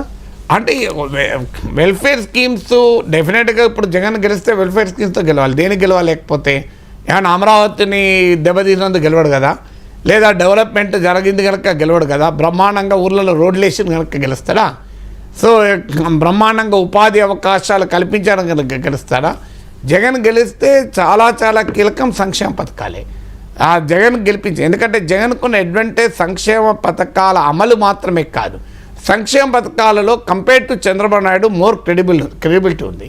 చంద్రబాబు నాయుడు ఎంత ప్రామిస్ చేసినా ప్రతి మనిషికి ఒక బ్రాండ్ ఉంటుంది. ఇప్పుడు చిరంజీవి అంటే ఆయన డాన్స్ ఒక బ్రాండు, ఇంకోవరికి ఫైటింగ్ ఒక బ్రాండు, ప్రతి సినిమా హీరోకు ఇంకోవరికి డైలాగ్ డెలివరీ బ్రాండు, అందరికీ అన్ని బ్రాండ్లు కొంతమందికి మాత్రం అన్నీ ఉంటాయి. సో చంద్రబాబు నాయుడు బ్రాండ్ ఏంటంటే అడ్మినిస్ట్రేషన్ స్ట్రాంగ్ ఉంటాడు. నేను తిరుపతిలో ఎయిర్పోర్ట్కి వస్తూ కార్ ఎక్కాను, డ్రైవర్ని అడిగాను ఏంటంటే సార్ 50-50 ఉంది సార్ అన్నాడు. ఎందుకు ఉంది అంటే జగన్మోహన్ రెడ్డి అయితే పథకాలు అంటున్నారు సార్, చంద్రబాబు నాయుడు అయితే పాలన మంచిగా ఉంటుంది సార్, గట్టిగా ఉంటాడు అన్నాడు.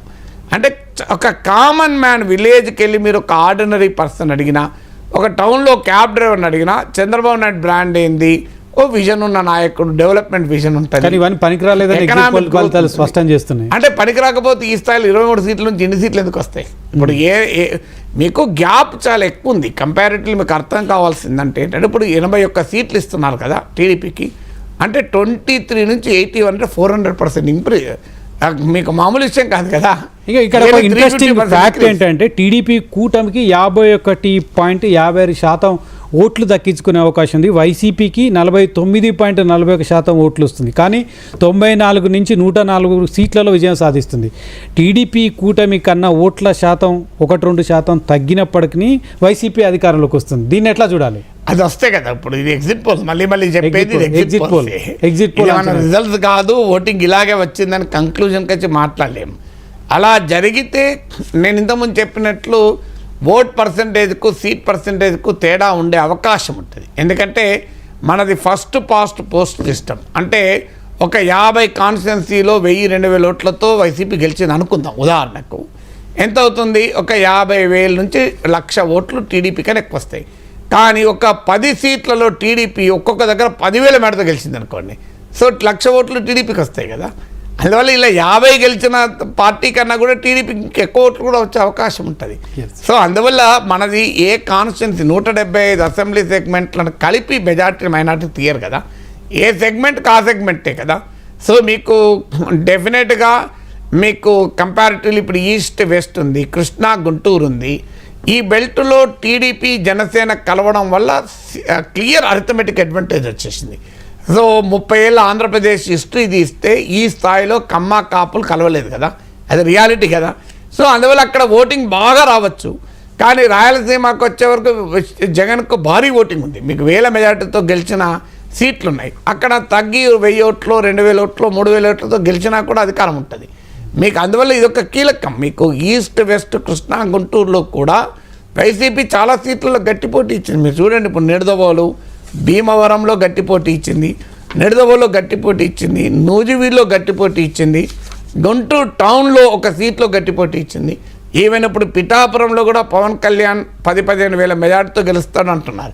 అదే నిజమైతే డెఫినెట్గా ఈ ఎగ్జిబుల్ నిజం కావాలి. మరి కూటమి క్లియర్ మ్యాండేట్ రావాలంటే పవన్ కళ్యాణ్ 50,000 మేడతో గెలవాలి. సో పవన్ కళ్యాణ్కి ఒకవేళ 10-15 వేల మెజార్టీ మించి రాదు అంటున్న వార్తే నిజమైతే ఖచ్చితంగా వైసీపీ గెలిచి ఉంటుంది. అది నిజమైతే, నిజమవుతుందో నాకు తెలియదు.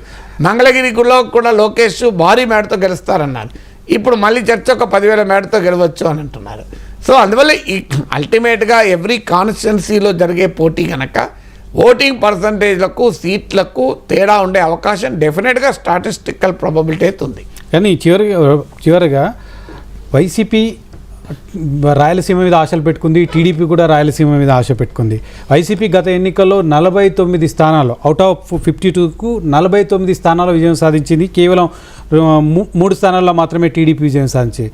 మనం ఎట్లా చూడవచ్చు, ఈసారి రాయలసీమలో ఎక్కువగా మాకు వస్తాయని టీడీపీ చాలా ఆశలు పెట్టుకుంది.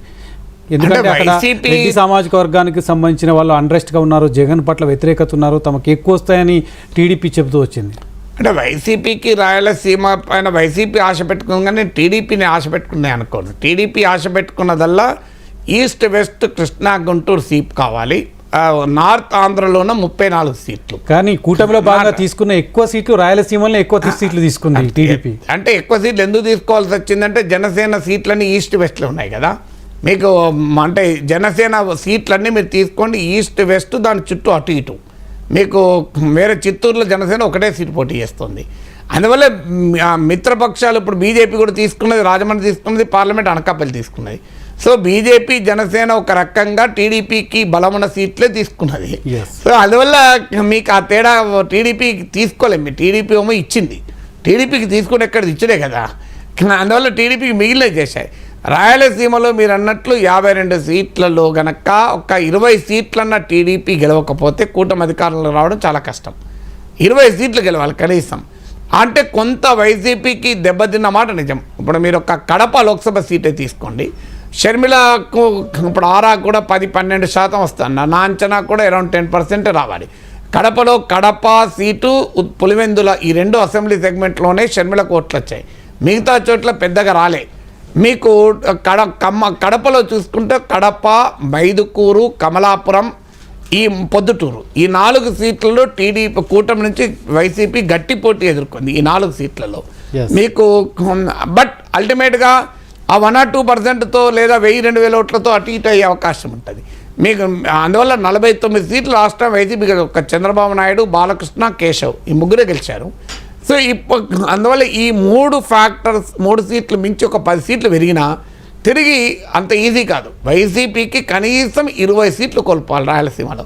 20 సీట్లు కోల్పోతేనే వైసీపీ అధికారం నుంచి పోతుంది. ఎందుకంటే గ్రేటర్ రాయలసీమ కూడా ఉంది, నెల్లూరు, ప్రకాశం. రాయలసీమకు సంబంధించిన రాజకీయ ఇన్ఫ్లుయెన్స్ అక్కడ కూడా ఉంటుంది మీకు. సో అందువల్ల మీకు కోస్తాలో కూడా వైసీపీ గట్టి పోటీ ఇస్తే, రాయలసీమలో కనుక 20 సీట్లు కోల్పోకపోతే వైసీపీ ఈ సర్వేలు నిజం కావాలి. అదే జరిగితే మాత్రం ఎస్. ఎగ్జిట్ పోల్ ఫలితాలు వస్తున్నాయి. దేశవ్యాప్తంగా 350 స్థానాలు.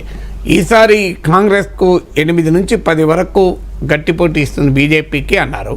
ఇప్పుడు ఇండియా టుడే సర్వే ప్రకారం మీరు ఇస్తున్నది ఒక 4 సీట్ల వరకు కాంగ్రెస్ తెలుస్తుంది. అదేవిధంగా ఏపీ అసెంబ్లీ ఎన్నికలకు సంబంధించిన వస్తున్న సర్వేలు కూడా అసెంబ్లీ ఎన్నికలకు సంబంధించి వైసీపీ అధికారంలోకి వస్తుందన్న సంకేతాలను ఎగ్జిట్ పోల్స్ ప్రతిబింబిస్తున్నాయి.